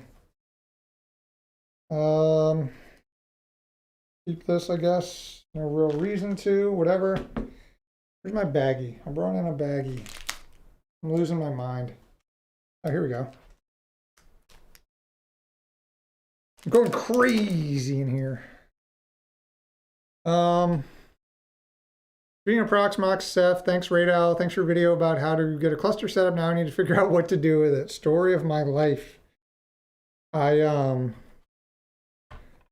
like both aspects of home labbing, from the software side and the hardware side. There's something about the hardware. It's just so fun. It's almost like collecting. Some people collect Pokemon cards. Some people collect, what are things that, stamps. Some people collect home lab hardware. And that's okay, you know? I don't think you'll ever end up on, what's that? True Life. I'm addicted to, I'm a hoarder. I have too much home lab gear. You might, if you end up on that show, hit me up. I'd watch it. Hopefully I'm not the one who ends up on it. Bada bing, bada boom. Would you recommend that board for a single node? Is there a better alternative for Proxmox servers if you're not going to cluster them? No, by itself, this is a fantastic board. I found them for $250 each. I think that's a decent price considering what you get. Just note that you can't upgrade the CPU. You're stuck with that one, but I mean, if you think you're down the line going to need more than 6 cores, 12 threads, more than 128 gigs of DDR4, and more than dual 10 gig NICs built in, more than, the only reason you wouldn't go with this is if you really need more PCI expansion. But this, I haven't used it yet, so I'm not going to give a full review on it, but from the specs, it seems like a perfectly fine board. You can upgrade to 4 SSDs, and 10 price of SSDs have dropped. Yeah. I guess these SSDs were cheap as hell.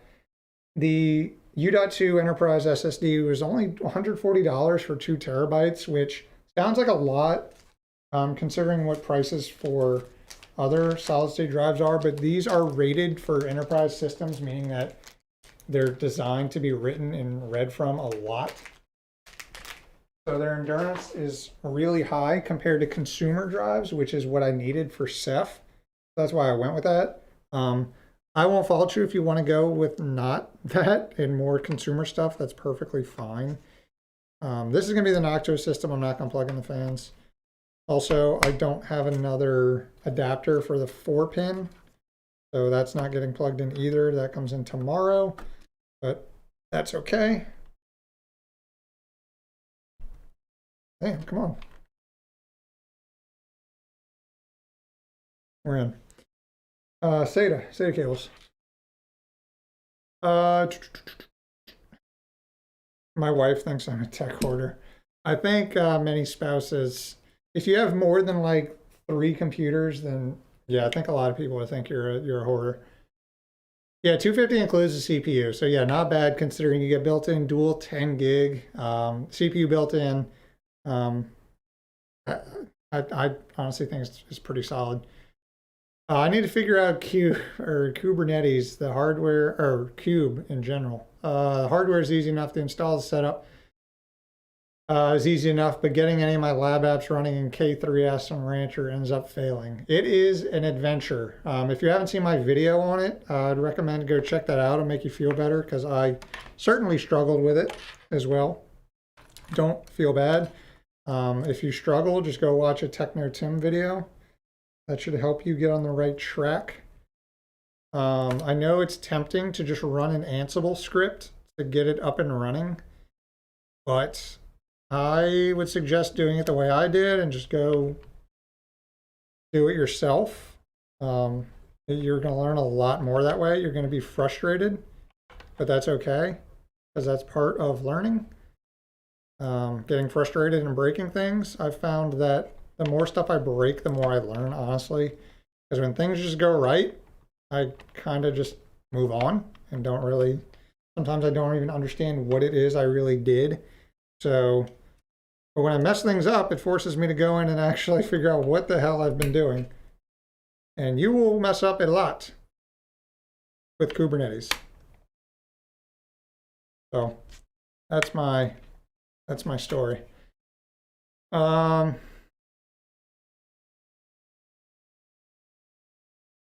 About 10 servers in total, 2 iMacs.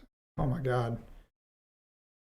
Mac Pro, bedroom gaming system, rack mounted QNAP, 7 switches. Yeah. We might see Travis on the made up show for tech orders. Maybe I'll start that shit, dude. I'll make that a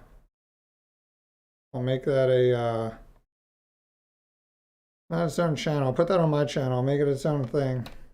Tech hoarders. Be like TLC, just like the show, except only for tech stuff. I'd watch that.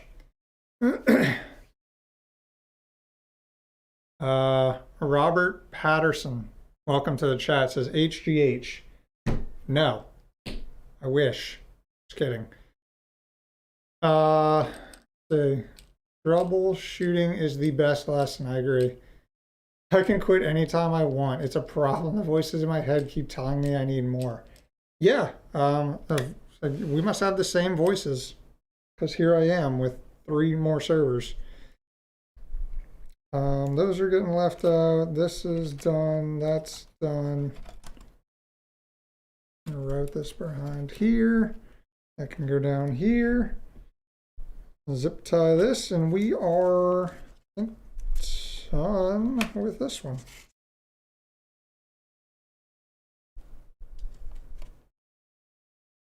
What are the specs of these bad boys? Can someone just copy pasta the specs? I just rattled it off like quite a few times. If anyone wants to throw the specs down in chat, that'd be tight. But Xeon 6 cores, 12 threads, 64 gigs of RAM, dual 256 gig boot drives, U.2 Micron 7400, 2 terabyte enterprise drive. I think that's Supermicro. Can't remember the board name. What was I getting? Where's my? There it is. my M.2 to U.2 adapter. I think that's the last piece that I need.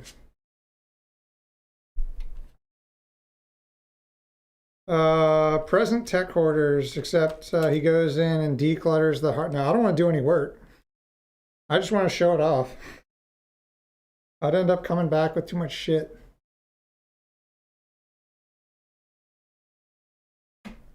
I hear a baby. Uh-oh. Uh-oh. Look who we got in the chat, boys. Mr. Jeff Geerling. Straight off his UK trip to the land of raspberry pies. Come back, a fan of football, beans on toast, Abbey Road. What other UK stereotypes can I throw out there? Pubs and I know nothing else about the UK. That's all I got. But welcome, Mr. Jeff Geerling. I was in Cambridge and Wales mostly. I've been to Europe once, and I was nowhere near that. But I'm excited to see your, or whatever content you put out on that. If it's a vlog or if it's a dedicated video tour of the Raspberry Pi headquarters. I'm super excited to see what you come up with there. That was probably a dope trip. I'm jealous. Did they even have any Raspberry Pis? That's the question. Can even the manufacturers of the Raspberry Pis themselves get their hands on one? Find out on next episode of Dragon Ball Z. And this is eventually going to go over here, but that is all we got. It's all she wrote for today on these. I see this bug needs to chill out. Hey, don't knock the beans on toast. They're onto something there. I've never had it, so it could be good. I like beans. I like toast. I really like beans, dude. So I'm not knocking. I do like food. That's just the quintessential UK food you think about as an American. Fish and chips. How about that one? That one sounds more normal. I have almost 2 Proxmox boxes worth of gear. This, when eyeing an 8-core 16-thread, oh my god, should be energy efficient and a decent amount of hardware. Yeah, I would say so. Awful Citizen, on my rack I have at home, I have a Ryzen 9 12-core with 128 gigs of RAM. That is my present Proxmox server. Yeah, that'll get the job done, I'd say. Oh my god, I hear a screaming baby. I hope that doesn't come through the mic. He's going goblin mode right now. Blood pudding. Those are 2 things I don't want to eat. So I can't say that I'd like to combine them. Okay. Servers are done. There's not really much else I can do with these. They're put together. They're ready to be put in the rack. Like I said, I just want to put them together on the stream. I still gotta do everything else with them. Install Proxmox, cluster them, make a video about it. But that's all I was going to do today. So we can hang out, talk some home lab stuff for a bit. Let's see, well, what else we got going on? Jeff's next video is going to leak that they were skipping the Pi 5 and going straight to the Pi 6. Yeah, it's crazy to think how long the Pi 4 has been out. Shit, the Pi 4, what did that come out in? 2000, what year are we in? Is that 2019? 2018? It's been a hot minute. So we might be due. Maybe Jeff has some inside information on the next version. My Twitter is just full of Jeff lately. That's a good thing. Thank you so much, Travis, with the specs. If you're interested in what these servers are running in there, see Travis's copy pasta. Was it 2019? Still moving over, putting together a 3-node Odroid H3 cluster. Hey, do it. Whatever that little birdie tells you to do, that little guy on your shoulder, do it. Stefano, thanks so much for dropping by, man. Gotta go. Have a good night. You too, man. Do some benchmarks on the cluster and compare the Zima cluster for a follow-up. Yeah, that's, I think the plan is, obviously, so we're going to do the comparison on each of these in terms of temperatures, if those fans actually make a difference. We'll also, it'll be good to compare it to the Proxmox cluster. It's going to be way more powerful, but I'm sure there are certain use cases where it really won't make that much of a difference for certain things, but it's definitely going to use a bit more power. I want to see how low we can get the power draw on these things. It's got like a TDP of 45 watts anyway, so it's not going to be too bad. Good content, nice relaxed ambiance. You take care of business. Yeah, that's what the vibe I was going for is. Winston, thank you so much, dude. Thank you for that hefty donation, man. I appreciate that. Thanks for the fun content. Hey, it's fun for me, and I'm really glad to hear that it's fun for you too. Started doing this because it's kind of just what I enjoy doing. And over the years, it's grown into a home lab channel, and you know, being here with right now still 81 people watching me build 3 servers and nerd out has been awesome. So again, I appreciate that. I'm not going anywhere. The content's going to keep getting pumped out, hopefully more so moving forward as we get more used to this newborn baby. But yeah, thank you so much again, Winston. I appreciate that. Adam, what is the bulk storage going to look like? That's just going to go off of my TrueNAS server. So on my Epic system that's running Proxmox, I'm virtualizing TrueNAS, and I have like 80 terabytes over there. Everything's connected to it through SMB. I might set up like an NFS share just because, why not? Specifically for the cluster, we'll see. But yeah, that's how it'll connect through 10 gig. Maybe down the line I throw in a 40 gig NIC and go that route. But I would love to build a low power server. Mine sucks down the power. It's a dangum heater. It's good. It's good in the winter. But yeah, no, I know the pain.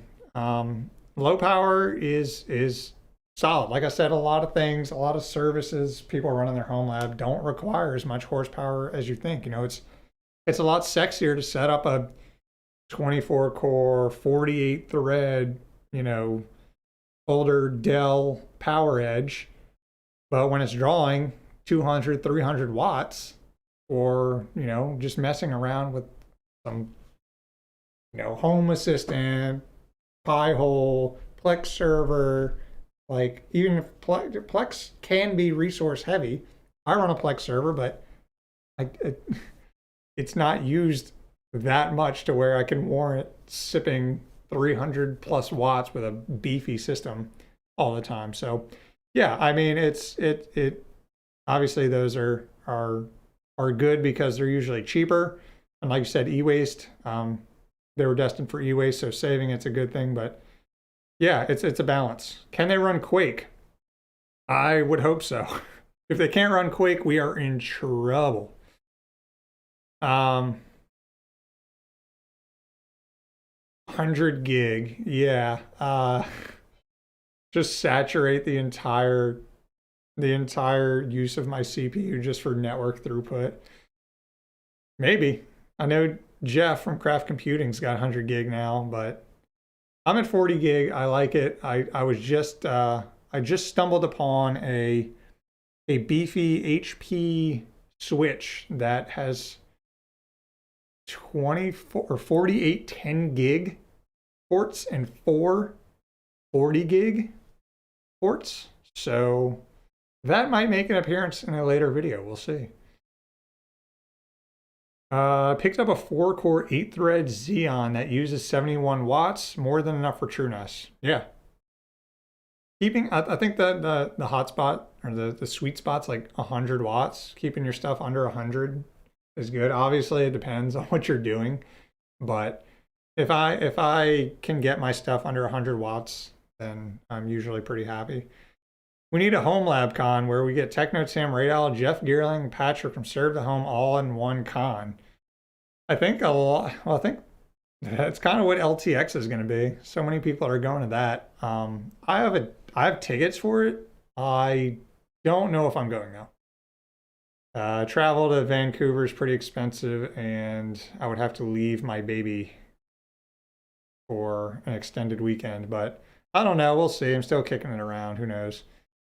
How write heavy is Kubernetes? Is it workload dependent? Yeah, I mean, it's gonna be no. There is some overhead with it, but obviously just running Kubernetes itself.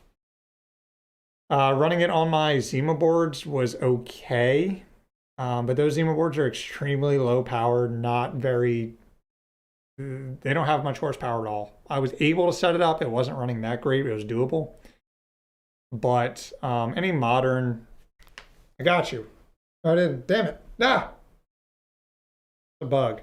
Keeps flying around. I'm going to tell you, yeah, but it depends on writing. It just depends on what you're doing on it. I live in Houston, 92 degrees and 92 degrees Fahrenheit, 60% humidity. Yep, I live just north of there, so I know the struggle. Thank you, Chris, for dropping the specs. No, it's a 6-core 12 thread. Oh, wait. Have I been dropping the wrong specs the whole night? Let me see. I might have been trolling the entire night. The 21 or the 40? I think it's the 21.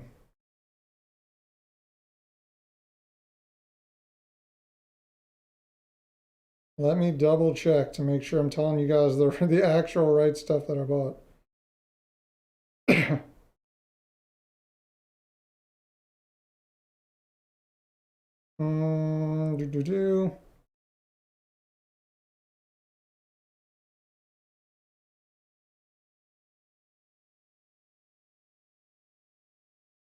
Yeah, okay.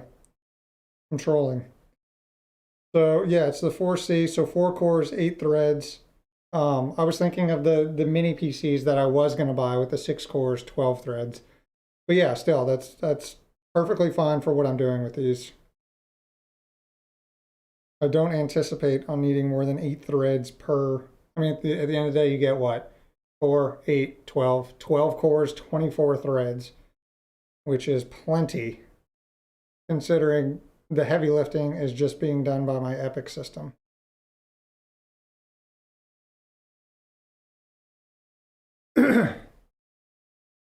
Yeah, no, I'm trolling. 612 was the mini PC that I was going to buy. That's why I was stuck on 612. Yeah.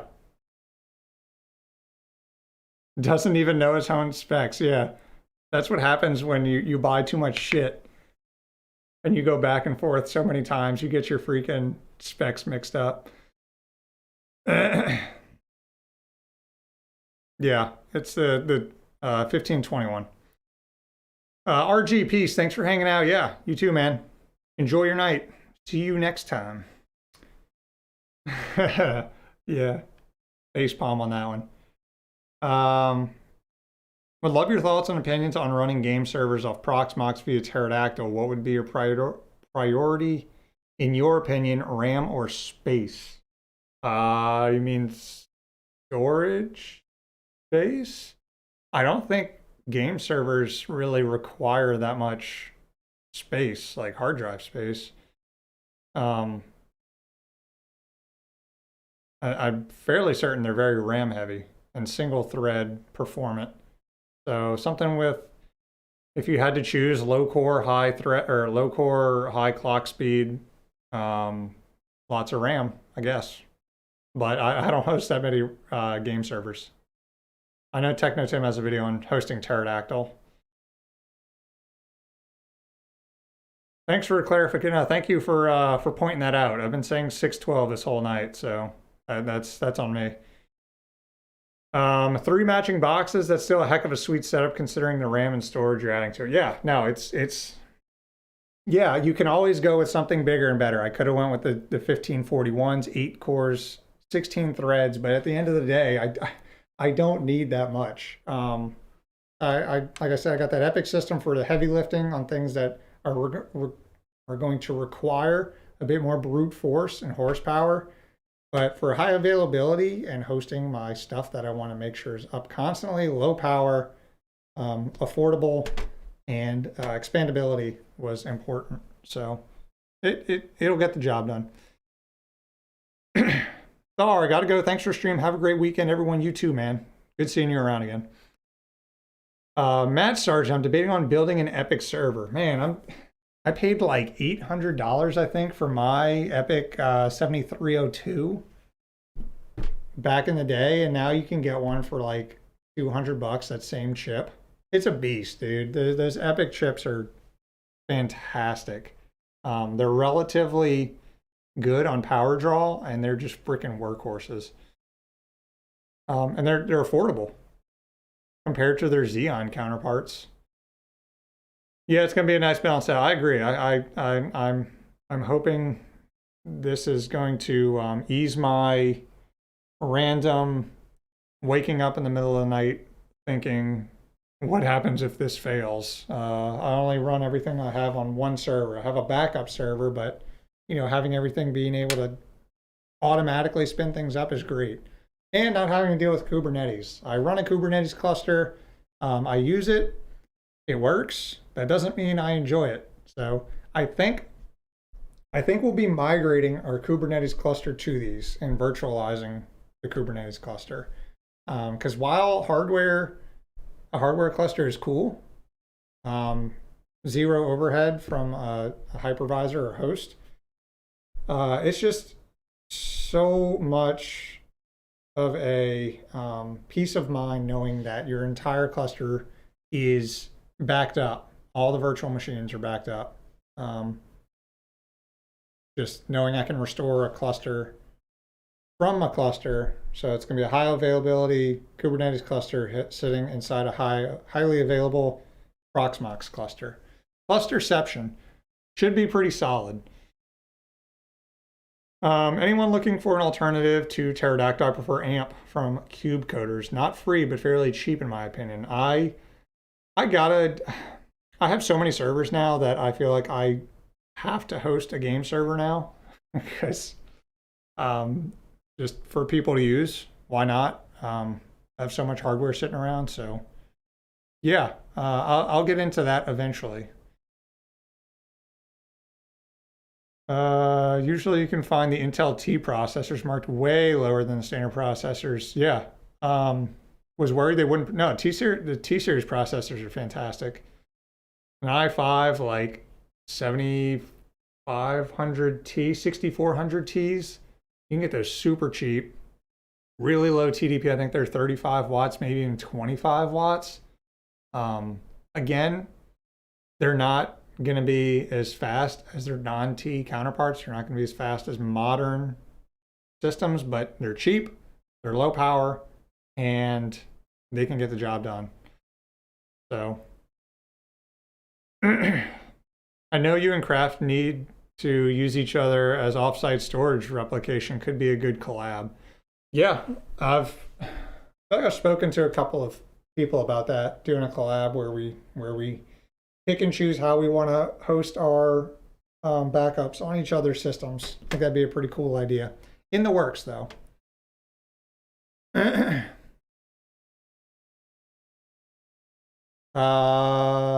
Bustin' Babies 1. I'm just trying to learn secure networking before I open myself to anything on servers. I'm interested in the HP Proliance, depending on how you pronounce that. The HP Proliance, just because of how cheap they are, though. Yeah, it it depends on what you're doing, so that's always going to be the case. But if it fits your budget, it fits your power needs, then go for it. I keep saying it, but so many things don't require that much horsepower. You'd be surprised. My Plex server, yeah, my Plex server is on i5 7400T. They're fantastic little chips. You could use that iSCSI over the internet protocol. Yeah. I got to find someone with some beefy freaking uploads and downloads. I've been kicking around the idea of upgrading to 5 gig. Apparently there's 5 gig networking in our neighborhood, or at least it says it on the website. But then I'd have to upgrade my pfSense box because I have an SG4100 which doesn't have 10 gig WAN. So I'd have to either upgrade to a 6100, which is like $800. I really don't want to do. Or just build my own pfSense box with a 10 gig NIC in it. We'll see. I have so many projects that I want to do before I get to that. So I don't know. I could do a 7601 and a super micro board with 256 gigs of RAM for $1,100. What's the 7601? That's, or you found one. 7601 is what? 1632? 3264? But yeah, I mean, I run a 1632 and it's plenty enough. Plenty enough. I am tempted of upgrading it to like because I'm on the Roam line and I can get like a Roam 3264 core one for probably like $400. Jason, all right, chat. Raid, I'm out. Have a great night. You too, man. I'm probably going to end here soon as well. I hear a crying baby downstairs. I should probably help my wife out. So we'll wrap up here in a couple minutes. Start winding down. I know we've been doing that for the last like 30 minutes anyway, but I'll read a couple more questions and then we'll head out for the night. I used to want one server that does everything. LOL, I've become a fan of purpose-built servers, especially for use cases where ECC RAM isn't needed, like a Minecraft on a tiny PC. Yeah, that's how you end up with a big old server rack full of servers. It happens to everybody. The goal, the optimal thing is just get 3 big old beefy servers that do everything and put them in high availability mode. But that's just not as fun.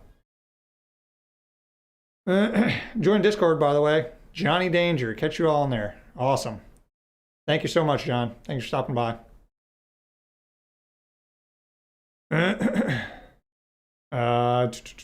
I used AMP before. The community was pretty toxic. In fact, I'll give away my license if anyone wants it. Pterodactyl is where it is. For GSM, just needs updating. Yeah, I have no skin in that game. Like I said, I'll eventually get into game hosting, but for now, yeah, man, awesome stream as usual. Thank you, Real Bad Mike. We're like, real good Mike. Oh, God. Runker Raid Owl, how about you create a video on how to budget or how to tell yourself no when you see a nice, shiny piece of hardware, LOL. Yeah, that would not be a very good video because I am terrible at that. Nighthawk, later, man. See you. Thank you so much for stopping by. Holding it down, moderating, getting those Cisco people out of here. True goated mod over there. I have been considering doing a video on basically just an updated budget server system. because I did one like a couple years ago, and I think it's time for probably an updated version of that. To basically show people that getting into building your home server doesn't have to be expensive or intimidating. I think we'll might do a 2023 version of that. We'll see. But yeah, I think I'm going to wind it up here. Robert, Mr. Tech Address, my wife agreed to let me buy a server rack once we managed to buy a house. So TikTok, just live in the server rack, dude. Problem solved. Everybody wins. Winston, thank you so much, man. Thank you so much for stopping by, dropping that mad donation. I appreciate that. Thank you so much. Have a good night. Get some more tacos and margs. That's probably in the game plan. We'll see. But that is it. We are going to end it here. Again, I really appreciate you guys stopping by. This was an awesome stream. I think we had over 100 people in here at one point. Still 65 people sticking around at the very end.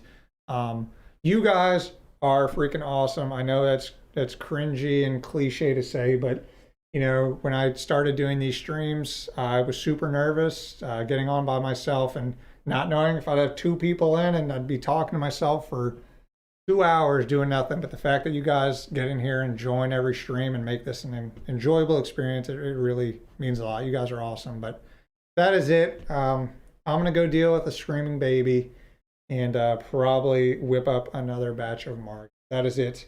Thank you guys, and I will see you around. Join the Discord if you want to chat some more. I'm always hanging out in there, and I will see you on the internet. Later, guys.